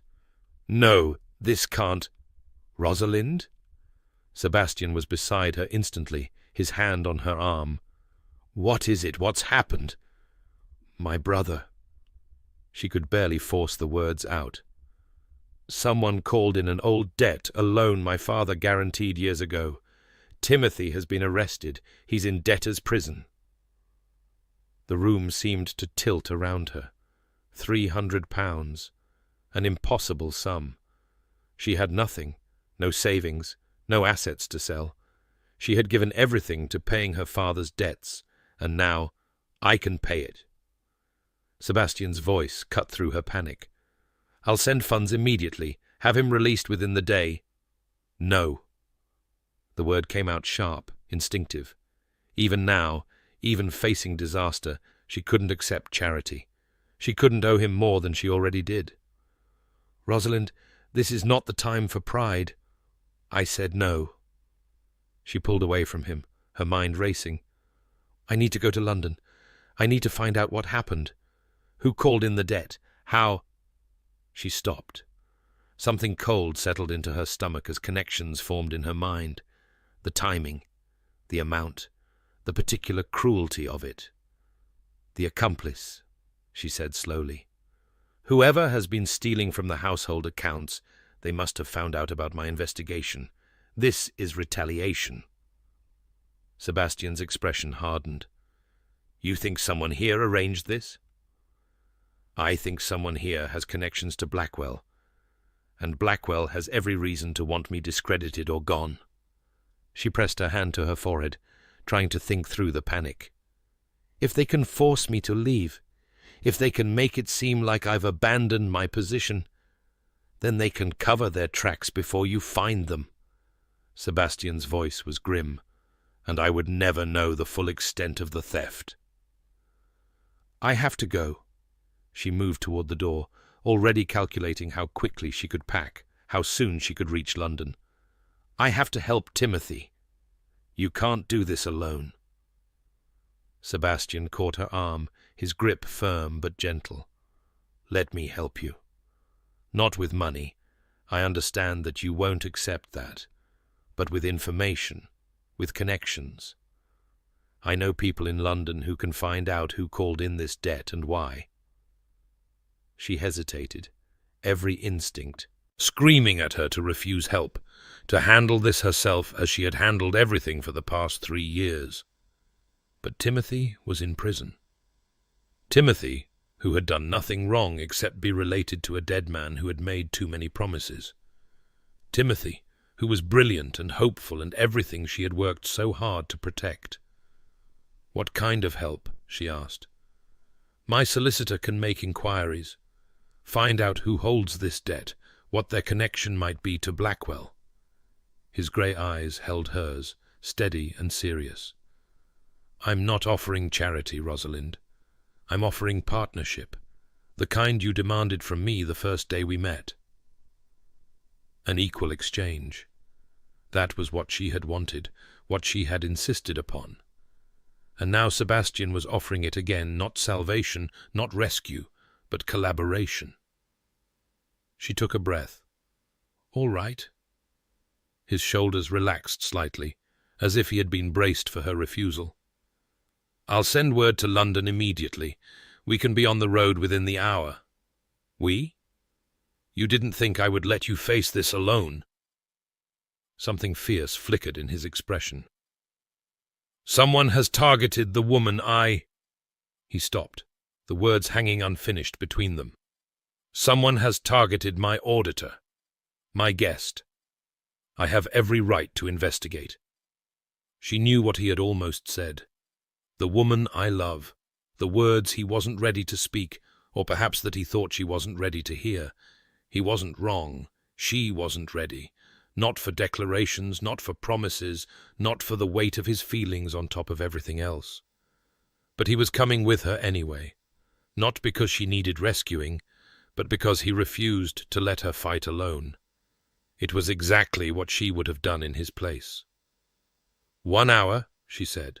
I need to pack and leave instructions for the work I've completed so far. I'll have the carriage prepared. He turned to leave, then paused at the door. Rosalind, we're going to fix this. Whatever it takes. She nodded, not trusting her voice. And as he disappeared down the corridor, She allowed herself one moment of weakness, one moment to press her hand against her heart and feel the fear and gratitude and something else that tangled together there. Then she straightened her spine and began to prepare. She had a brother to save, a conspiracy to unravel, and impossible as it seemed, a duke who loved her. One thing at a time. The carriage ride to London was the longest of Rosalind's life. They travelled through the night, stopping only to change horses, Sebastian sitting across from her in the darkness with an expression of grim determination. He had sent a rider ahead with messages to his solicitor, to contacts in the legal world, to anyone who might help them trace the origins of this sudden debt. Rosalind clutched Timothy's letter in her hands, reading and rereading it until she had memorized every word. Her brother's fear leaked through his attempt at calm. "I'm sure it's all a misunderstanding. Please don't worry. I know you'll sort this out." He believed in her. He had always believed in her, trusted her to fix whatever went wrong. And now he was sitting in a debtor's prison, surrounded by criminals and the desperate poor, because she hadn't been able to protect him. "Stop!" Sebastian's voice cut through her spiraling thoughts. "Whatever you're telling yourself right now, stop. You don't know what I'm telling myself. I know that look. I've worn it myself countless times." He leaned forward, his grey eyes catching the moonlight that filtered through the carriage window. "You're blaming yourself, telling yourself that if you had been smarter, faster, more careful, this wouldn't have happened. If I had been more careful, I might have found the accomplice before they could retaliate. And if I had been more careful, I would have discovered Blackwell's theft years ago." His voice was gentle, but firm. "We cannot predict every enemy, Rosalind. We can only respond when they strike. This is different. Timothy is my responsibility.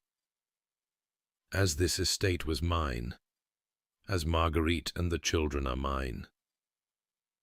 He reached across the space between them and took her hand. "Do you blame me for Blackwell's theft?" "Of course not. He deceived you." "Then why do you blame yourself for someone else's deliberate cruelty?"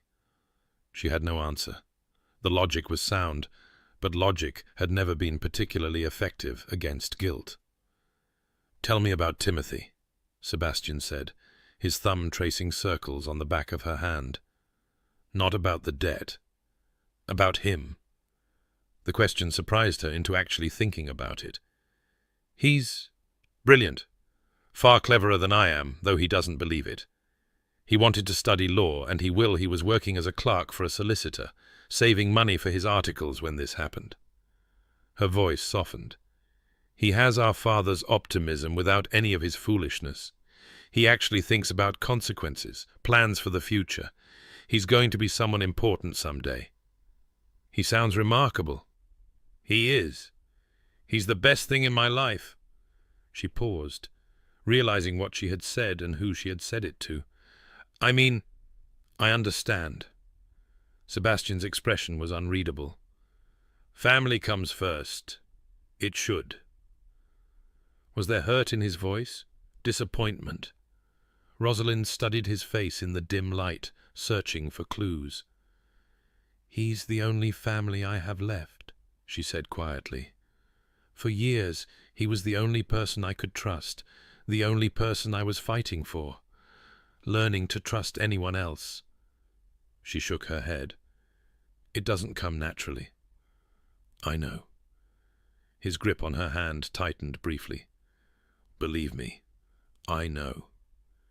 They sat in silence as the carriage rolled through the darkness.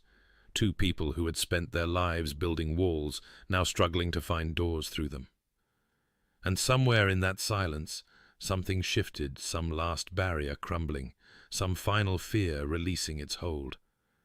When Rosalind finally fell into an exhausted sleep, her head resting against the carriage wall, Sebastian covered her with his coat and watched over her until dawn.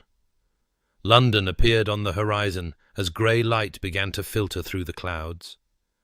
Rosalind woke to the sound of city traffic vendors calling their wares, carriage wheels clattering on cobblestones, the endless murmur of humanity that she had once found comforting. Now it felt hostile. Somewhere in this maze of streets, her brother was suffering. They went first to Sebastian's townhouse, where a flurry of messages awaited them. His solicitor had begun making inquiries. The debt had been called in by a creditor named Josiah Henley, a name that meant nothing to Rosalind, but that made Sebastian's expression darken. "Henley is a debt collector," he explained. "Not the original holder of the loan, but someone who purchases debts at a discount and then pursues them aggressively. He's known for his creative methods." "How does that connect to Blackwell?" "I don't know yet, but there must be a connection." Sebastian studied the papers spread across his desk. Henley wouldn't have known about Timothy's existence, let alone the old loan, without someone feeding him information. Someone who wanted to hurt you. The accomplice? Yes. His jaw tightened. "When we find out who did this, I will destroy them." The words should have alarmed her. Instead, she felt a fierce gratitude for his anger on her behalf. "First, we save Timothy," she said. "Then we destroy them." Sebastian looked at her for a long moment, something warm flickering in his grey eyes. "God, I love you." The words fell into the silence between them, unexpected, unplanned. Rosalind stared at him, her heart stuttering in her chest. "I didn't mean to say that." He ran a hand through his hair, looking almost boyish in his discomfort. "Not now, not like this. But it's true, so I won't take it back." "Sebastian, you don't have to respond." He held up a hand. "We have more important things to deal with.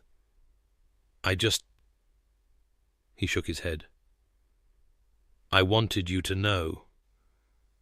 Whatever happens today, whatever comes next, I wanted you to know." She crossed the room before she knew what she was doing.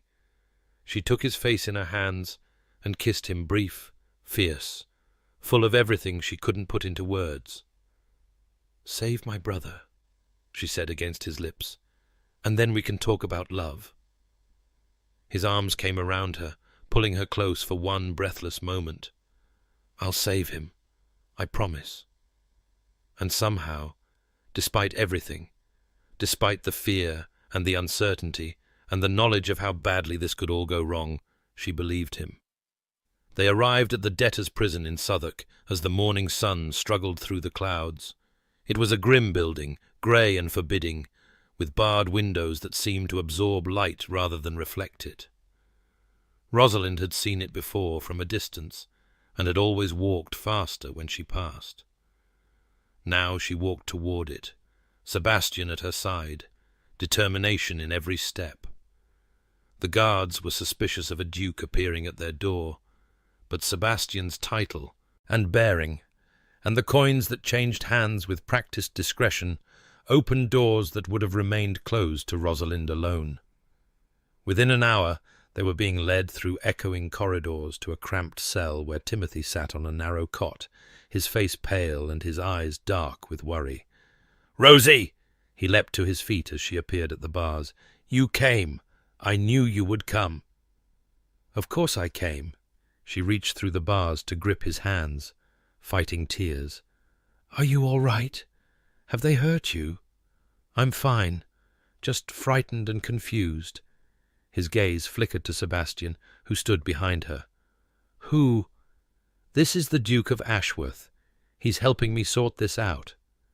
Timothy's eyes widened. "The Duke of Rosie?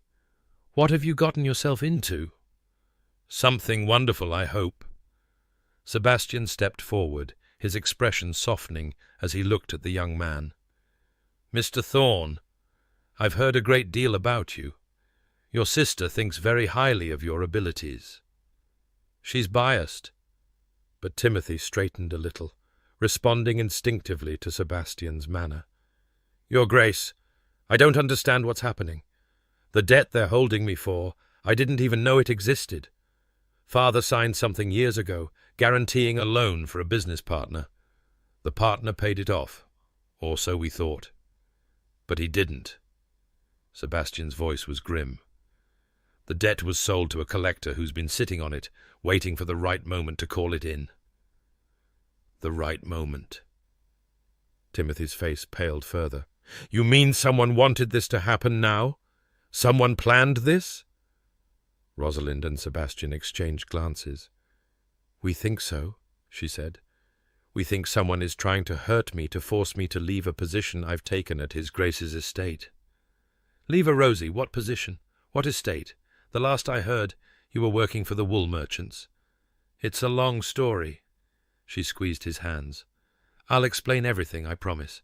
But first, we need to get you out of here. The sum is £300. Timothy's voice cracked. Rosie, where are we going to find £300? You're not. Sebastian's tone brooked no argument. Miss Thorne, I know you said you wouldn't accept charity, but this is not charity. This is an investment. Rosalind turned to stare at him. An investment? Your brother is training to be a solicitor, yes? When he qualifies, I will have need of a solicitor I can trust, one who is outside the usual London circles, who owes his loyalty to me rather than to old connections and old money. His grey eyes held hers, steady and serious. I will pay his debt and fund his articles, and in exchange he will agree to work for me for 3 years after he qualifies. A fair exchange for all parties. Timothy's mouth had fallen open. Rosalind felt her own shock giving way to something else, admiration for the elegant solution, gratitude for the respect it showed her pride, and underneath it all, a love so fierce it almost frightened her.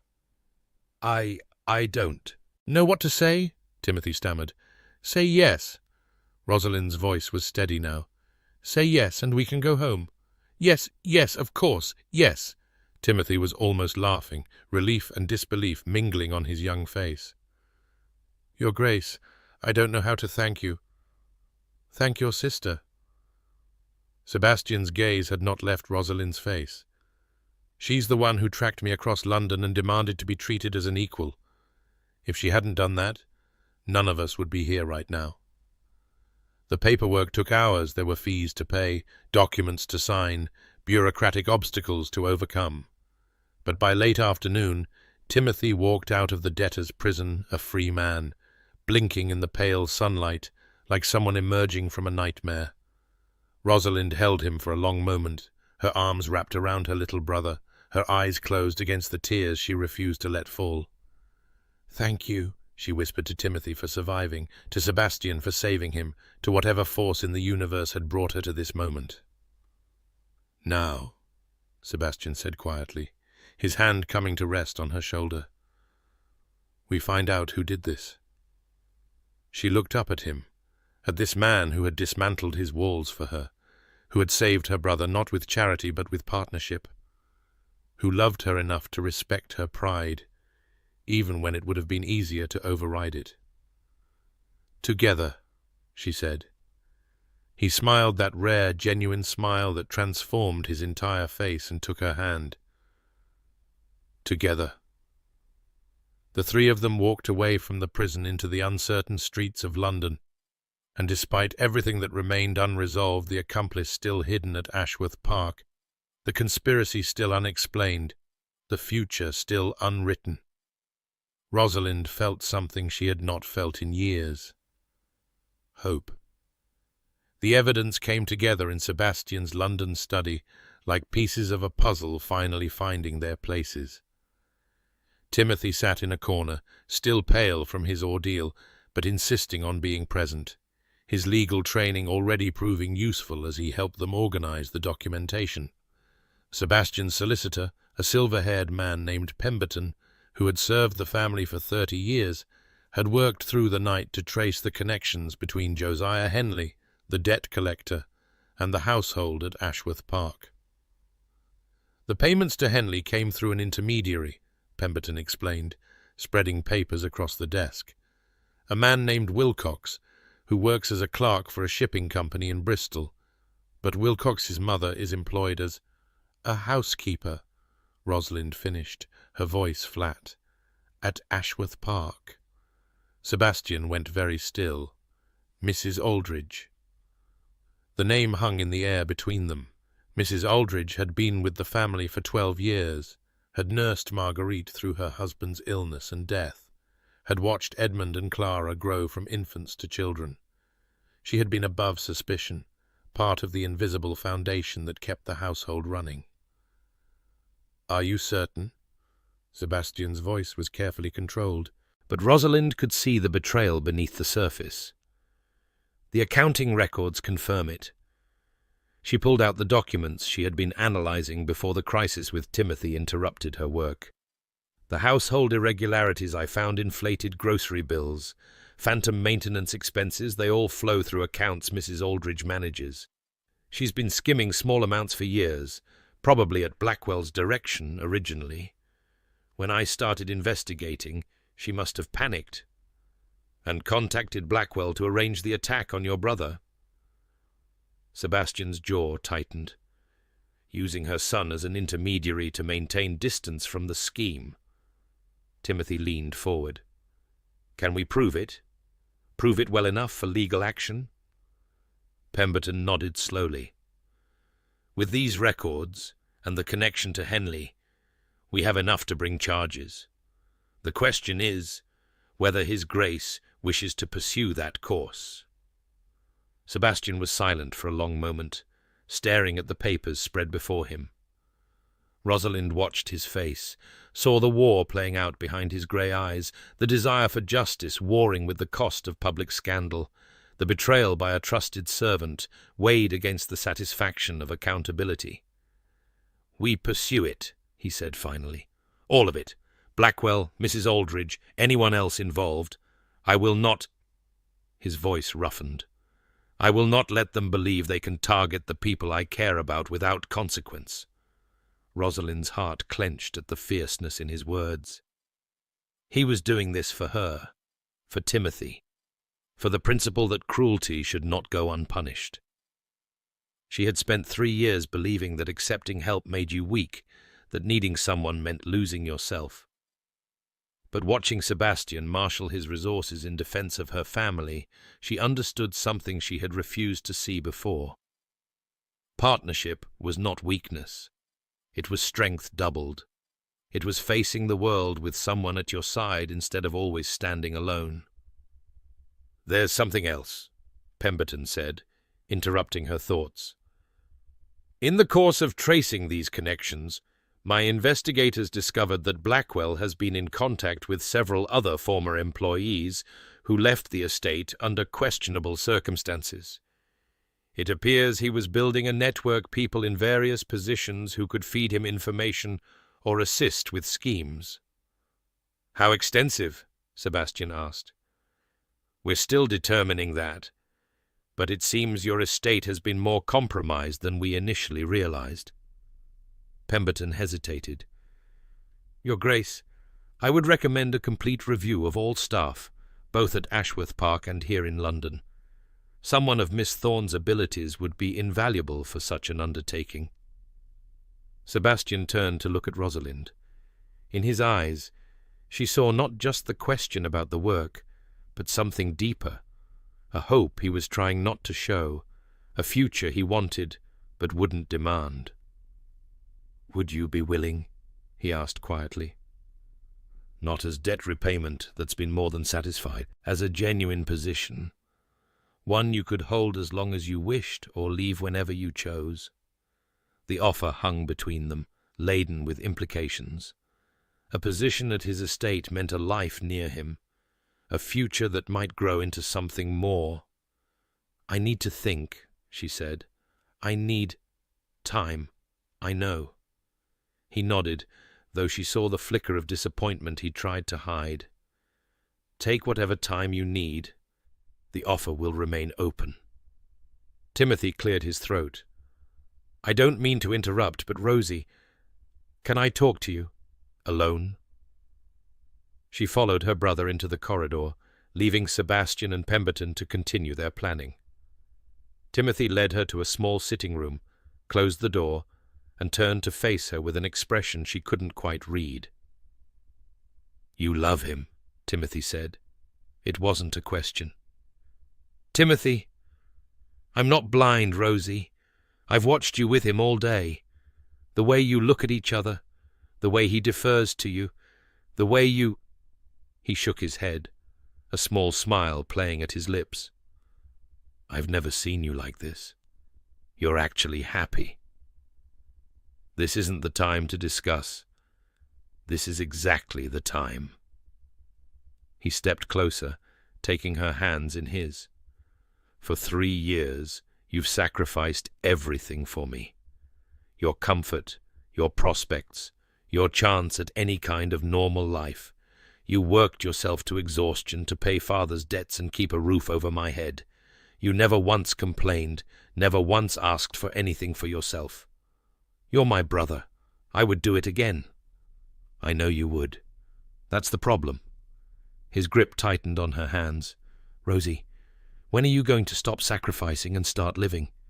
When are you going to admit that you deserve to be happy too?" "I don't know if I can—" Her voice caught. "I don't know if I can be what he needs. I wasn't raised to be a duchess, Timothy. I don't know the first thing about running a great household, about society, about any of it. You know how to be brilliant. You know how to be brave. You know how to love fiercely and completely." Timothy's eyes were bright with unshed tears, and from what I've seen, that's exactly what he needs. Someone who sees him as a person, not as a title. Someone who challenges him instead of fawning over him. Someone who tracked him across London because she refused to be beholden to anyone. A wet laugh escaped her. "When did you become so wise?" "I learned from my sister." He pulled her into a hug, his arms strung around her. "Stop running, Rosie. You've been running from needing anyone since Mother died. It's time to stop." She held on to him, this brother she had protected for so long, and let his words sink into the places where her fear still lived. He was right. She had been running not from Sebastian, but from the vulnerability that loving him would require. But she was tired of running, tired of walls, tired of being alone in her fortress of independence. "I don't know how to do this," she whispered. "Neither does he. That's what makes you perfect for each other." Timothy pulled back, grinning at her with their father's irrepressible optimism. "Now go talk to him before he convinces himself you're going to refuse." She wiped her eyes, straightened her spine, and went to find Sebastian. She found him in the garden behind the townhouse, standing beneath a trellis covered in the last roses of autumn. The afternoon light caught the silver at his temples, and she thought of all the burdens he had carried, all the years he had spent alone behind his walls. He heard her footsteps and turned, his expression guarded, braced for rejection. "I have conditions," she said. Something flickered in his eyes, hope, quickly suppressed. "You always have conditions. This time they're important."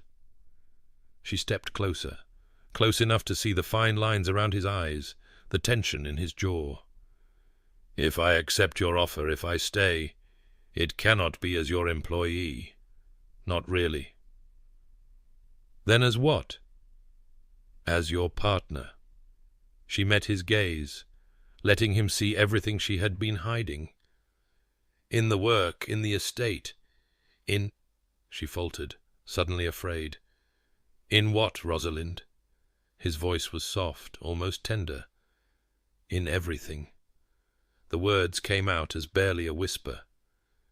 "You said you loved me. Did you mean it?" "I have never meant anything more in my life."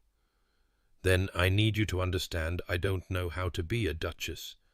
I don't know how to navigate society or manage great households, or do any of the things that a woman in your position should know.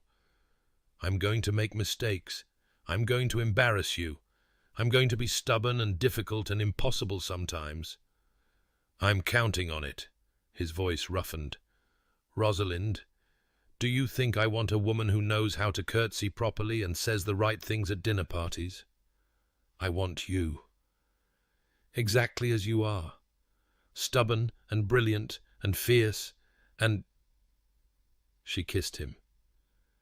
His arms came around her immediately, pulling her close with an urgency that took her breath away. The kiss was nothing like their first, tentative, uncertain.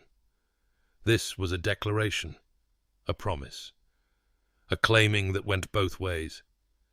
She poured everything she had been afraid to feel into that kiss, and felt him answer with equal intensity. When they finally broke apart, both breathing hard, he pressed his forehead against hers. "Does this mean you're staying?" he asked, a hint of vulnerability beneath the attempted humor. "This means I'm staying." She pulled back enough to look into his grey eyes. "I love you, Sebastian. I think I've loved you since you looked at me across your desk and told me I was the most infuriating woman you'd ever met." "You are." His smile transformed his entire face. "And I wouldn't have you any other way." "I still want the position," she said. "The real work, auditing the accounts, building proper systems. I didn't come this far to become a decorative wife." "You will never be decorative. You will be indispensable." He kissed her forehead, her cheeks, the corner of her mouth. "And you will be my partner in everything. I promise you that." "Then I suppose we should discuss the terms of our arrangement." He laughed a real laugh, full and warm, the kind she suspected he hadn't allowed himself in years. "Only you would negotiate a marriage contract in a rose garden." "Marriage?" Her heart stuttered. "You're proposing?" "I'm—" He stopped, suddenly uncertain. "I meant to do this properly. Dinner, perhaps. Candlelight. A ring. I have my grandmother's ring, you know. Marguerite has been keeping it for years, waiting for me to—" He broke off, running a hand through his hair. "I'm making a mess of this." "You're making a perfect mess of it." She caught his hand and held it between both of hers. "And yes." "Yes." "Yes, I'll marry you. Yes, I'll stay.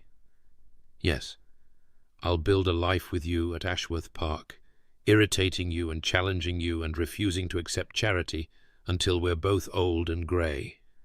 She laughed, her heart suddenly lighter than it had been in years. "Well, greyer, in your case." "I earned that grey." But he was smiling, his eyes bright with a joy that made him look almost young. "You're really saying yes?"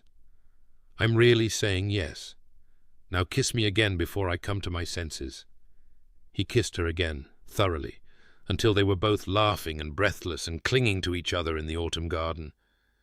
And when he finally drew back, she saw on his face something she had never expected to see, their uncomplicated happiness. "We should tell the others," he said. "Marguerite will be insufferable. She's been predicting this since the moment she met you." "And Timothy?" "Already approves, I suspect. He gave me a very pointed look when you left the study." Rosalind laughed. "We've been outmaneuvered by our siblings. We've been seen by our siblings." He laced his fingers through hers. "Apparently, we were the only ones who couldn't tell how inevitable this was." They walked back into the house hand in hand, stepping from the cold autumn air into the warmth within. And as they went to share their news with the people who loved them, Rosalind felt the last of her walls crumbling away. She had spent 3 years believing that needing no one made her strong. But she had been wrong. True strength was trusting someone enough to let them in. True strength was choosing love over fear. The wedding took place at Ashworth Park on a clear December morning, with frost glittering on the gardens and a fire blazing in the chapel's ancient hearth. The weeks between Sebastian's proposal and their marriage had been filled with a whirlwind of activity. They had returned to Ashworth Park to find Mrs. Aldridge already fled. Someone had warned her of the investigation. But Sebastian's network of contacts eventually tracked her down, and she now faced charges alongside Blackwell for their conspiracy. Rosalind had thrown herself into the work of auditing the estate, this time not as repayment for a debt, but as preparation for her future role. Sebastian had been right. The corruption was more extensive than anyone had realized. But with each problem she uncovered, she also found solutions. The estate, she was beginning to understand, was not just a burden to be managed. It was a living thing, a community of tenants and staff and traditions that stretched back centuries. She was learning to love it, almost as much as she loved its master. The chapel at Ashworth Park was small but beautiful, its stone walls softened by tapestries and its windows catching the winter light. Marguerite had insisted on filling every surface with white roses and holly, transforming the space into something from a fairy tale. "Nervous?" Timothy asked, appearing at Rosalind's side as she waited in the small anteroom. "Terrified?" She smoothed her dress cream silk, simple but elegant, chosen by Marguerite from a London modiste who had been scandalized that a duke's bride was shopping for her own wedding gown. "What if I trip?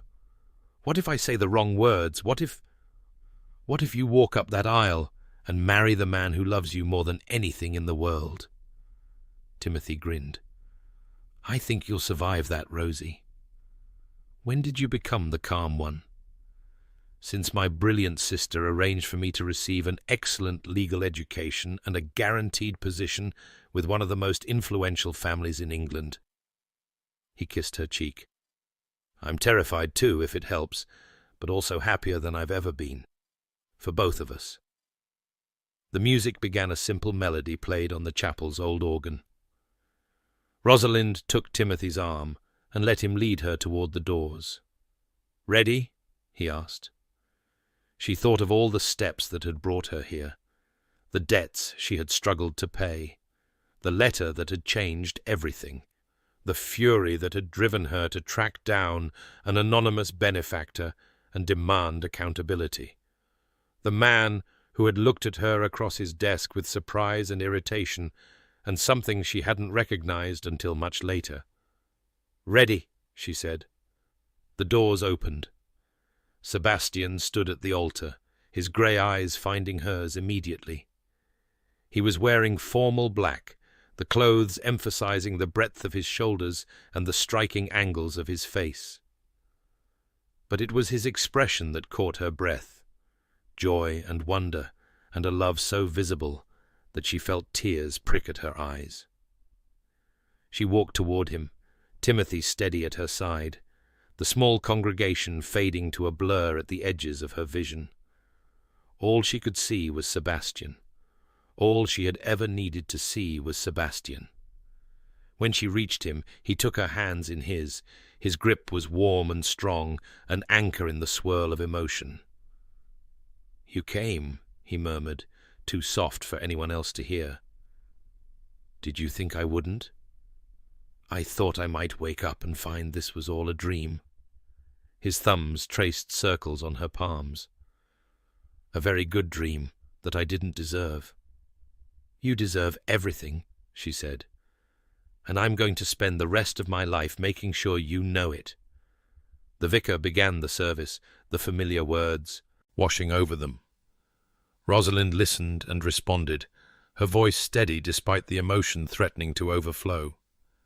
She heard Sebastian make his vows, his deep voice carrying through the chapel, every word a promise she knew he would keep. When the vicar pronounced them husband and wife, Sebastian kissed her with a tenderness that made her heart ache. Behind them, Clara cheered loudly, and Edmund made a disgusted noise, and Marguerite laughed through her tears. They walked back down the aisle together, husband and wife, Duchess and Duke. And as they emerged into the cold December sunshine, Rosalind felt the last traces of her old fear falling away. She had spent 3 years believing she had to stand alone. Now she understood that standing together was not surrender. It was victory. The wedding breakfast was held in Ashworth Park's great dining room, the long table laden with food and flowers, and the laughter of people who loved each other. Rosalyn sat at Sebastian's side, marveling at how natural it felt to be here, to be his, to be home. Clara had insisted on sitting between them, and spent most of the meal showing Rosalyn the drawings she had made to commemorate the occasion. They featured a princess with improbable amounts of red hair marrying a prince who looked suspiciously like a horse. "It's the most beautiful wedding portrait I've ever seen," Rosalyn said solemnly. "Uncle Sebastian looks funny because I couldn't remember how to draw crowns," Clara explained. "But Mamma says dukes don't wear crowns anyway, so it doesn't matter. Your Uncle Sebastian is handsome even without a crown." "He is?" Clara studied her uncle critically. "I suppose. For someone old." Sebastian choked on his wine. Rosalind laughed, reaching past Clara to squeeze his hand. "Don't worry, Your Grace. I've always been partial to distinguished older gentlemen. I am 32, ancient, practically decrepit." He caught her hand and kissed it, his grey eyes dancing with humour. "You are going to keep me humble, aren't you? It's my sacred duty as your wife." The afternoon faded into evening, the celebration continuing as candles were lit and toasts were made. Timothy spoke eloquently about his sister's stubbornness and heart, making Rosalind cry despite her best efforts. Marguerite told embarrassing stories about Sebastian's childhood that made him groan and hide his face in his hands. Even Edmund, shy and serious, stood up to announce that he was glad his uncle had finally found someone who would argue with him properly. When the hour grew late and the children were carried off to bed, Sebastian led Rosalind onto the terrace that overlooked the frost-kissed gardens. The moon was rising, painting everything in silver, and their breath misted in the cold air. "Happy?" he asked, pulling her close against his side. "Terrified," she admitted. "But yes, incredibly happy." "You said that earlier, before the ceremony." He turned her to face him, his hands gentle on her shoulders. "What are you terrified of?" "That this is too good to be true. That I'll wake up tomorrow and find it was all a dream." She echoed his earlier words deliberately, watching his eyes soften with recognition. "That I don't deserve this." "You deserve everything," he said, throwing her own words back at her. "And I'm going to spend the rest of my life making sure you know it." He kissed her then, slow and deep, with all the time in the world. The cold nipped at her exposed skin, but Sebastian's warmth enveloped her, and she thought that she would gladly stand here forever, if it meant being in his arms. When they finally broke apart, she was breathless and laughing. "We should go inside," she said, "before we freeze to death on our wedding night." "In a moment." He cupped her face in his hands, his thumbs brushing her cheekbones. "I want to remember this. The moonlight on your hair. The way you looked at me when you walked up that aisle. The fact that you're here, that you're real, that you chose me." "I would choose you again," she said. "Every time. In every life. Even knowing I'm old and practically decrepit. Especially then." She rose on her toes to kiss him again. "Distinguished older gentlemen are my weakness."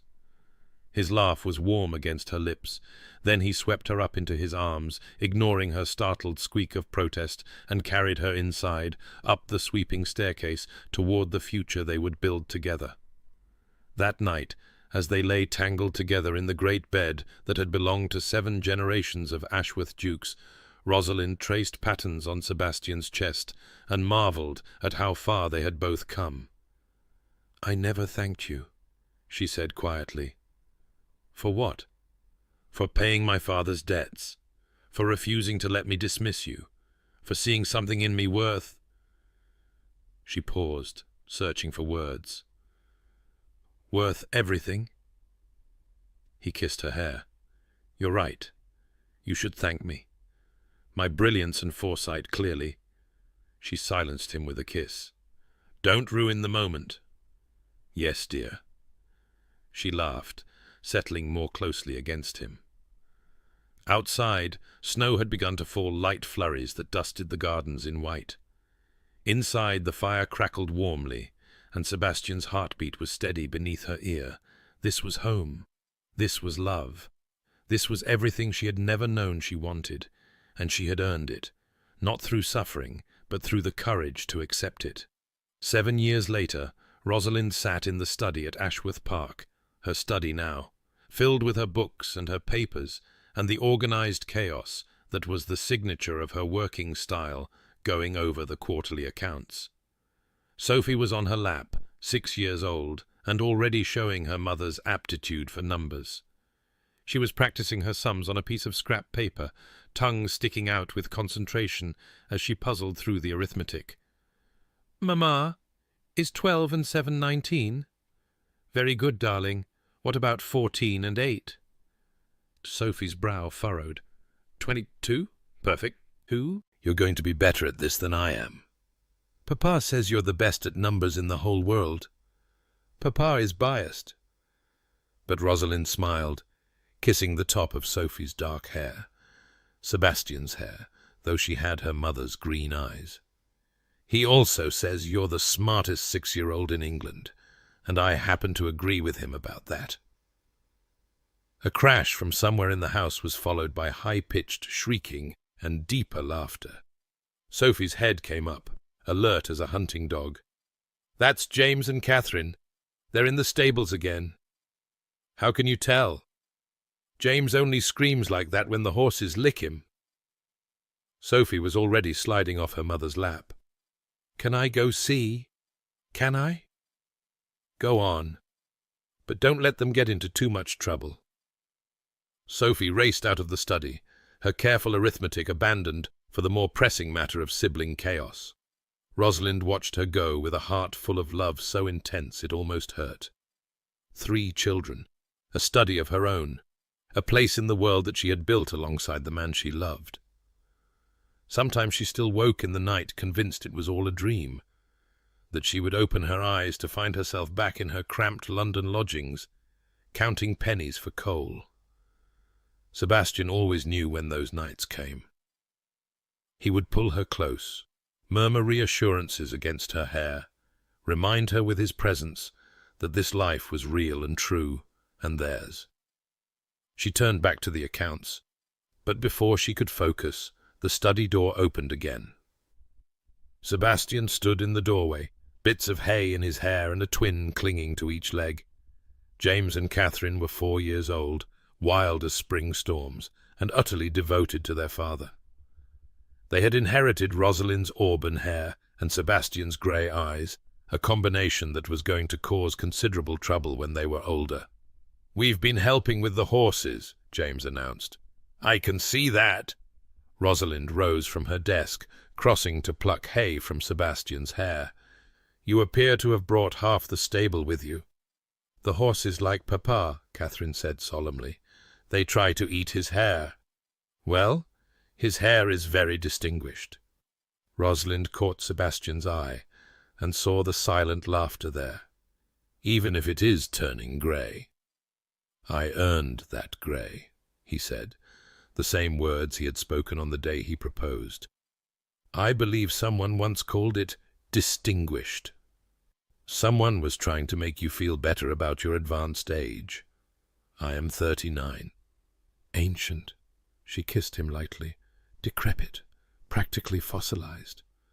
The twins giggled, not understanding the joke but sensing the affection beneath it. Sebastian reached out and tugged gently at a strand of Rosalind's hair, his eyes warm. "Timothy and Margaret are here," he said. "I saw their carriage coming up the drive." "Already? They weren't supposed to arrive until—" She glanced at the clock and realized with a start that she had been working for 3 hours without noticing. "I lost track of time." "You always do when you have numbers to play with." But he was smiling. "Come greet your brother. Sophie is already demanding that he play chess with her." They walked together toward the entrance hall, the twins racing ahead with their usual abandon. Through the windows, Rosalind could see the December afternoon fading toward evening, the gardens touched with frost, the lake a sheet of silver in the distance. 7 years. It seemed both longer and shorter than she could account for. So much had changed. Timothy was now a successful solicitor with his own firm, married to a lovely woman named Margaret, who shared his passion for justice. Marguerite had found love again, with a neighbouring baronet who adored her children and made her laugh. Edmund was at Eton, growing into a thoughtful young man. Clara, now 12, was as dramatic and passionate as ever, already declaring that she would never marry and would instead become an explorer. And Rosalind had found her place, not as a charity case, not as a burden, but as a partner. Sebastian's equal in everything that mattered. The entrance hall was chaos when they arrived. Timothy swinging Sophie through the air while she shrieked with delight, Margaret laughing at something Marguerite had said, the twins attempting to climb their uncle like a tree. Sebastian caught Rosalind's hand as they stood watching the controlled mayhem. "Do you ever regret it?" he asked quietly. "The life you might have had if you hadn't tracked me down that day?" She thought about it seriously, as she always did when he asked, and he asked more often than she expected, still sometimes uncertain that he deserved the happiness they had built. "I would have paid off the debt eventually," she said. "Kept working for Hartley's. Watched Timothy establish himself. Grown old alone in my lodgings, telling myself I didn't need anyone. That doesn't sound so terrible. It sounds safe." She leaned into his side, feeling his arm come around her. "But it also sounds empty, small, a life lived behind walls."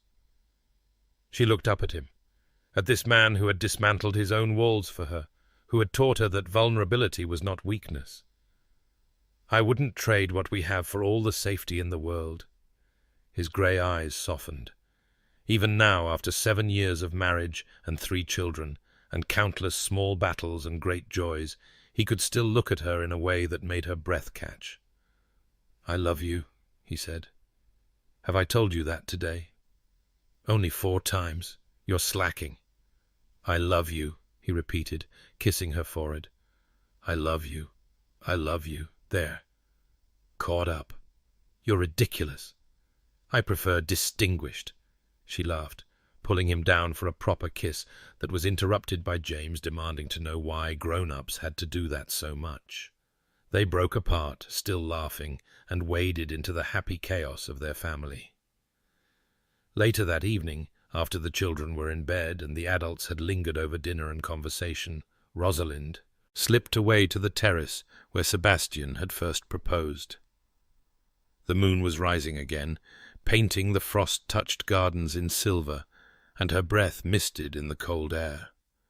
She thought of the woman she had been 7 years ago, proud, defensive, convinced that needing anyone was weakness. That woman would not have recognized herself now settled, fulfilled, surrounded by people she loved and who loved her in return. Arms came around her from behind, warm and familiar. Sebastian rested his chin on her shoulder, looking out at the gardens with her. "What are you thinking?" "That I should have thanked you," she said, "the first time we met, instead of shouting." "We've had this conversation before." "I know." She turned in his arms, looking up at him. "But I mean it differently now. I was so afraid of owing anyone anything, so afraid that accepting help would somehow diminish me. It took me years to understand that some debts aren't about money at all. What are they about? Love." She touched his face, traced the lines that 7 years of laughter had etched beside his eyes. "You taught me that. That love is not a transaction. It's a gift freely given, with no expectation of return. And it doesn't diminish you to accept it. It makes you more. My stubborn, brilliant, impossible wife." His voice was rough with emotion. "I love you more every day. Is that normal?" Shouldn't I be used to you by now? I hope you never get used to me. No chance of that. He kissed her, slow and sweet, with the confidence of 7 years and the wonder of the first time. Come inside. It's cold, and I believe I owe you at least 3 more declarations of love before midnight. She laughed, letting him lead her back into the warmth. Behind them, the moon continued its rise over Ashworth Park, silvering the gardens, the lake, the house that had become her home. Some debts, Rosalind had learned, could never be repaid, not because they were too large, but because they were made of love. And love was not a transaction. It was a gift freely given.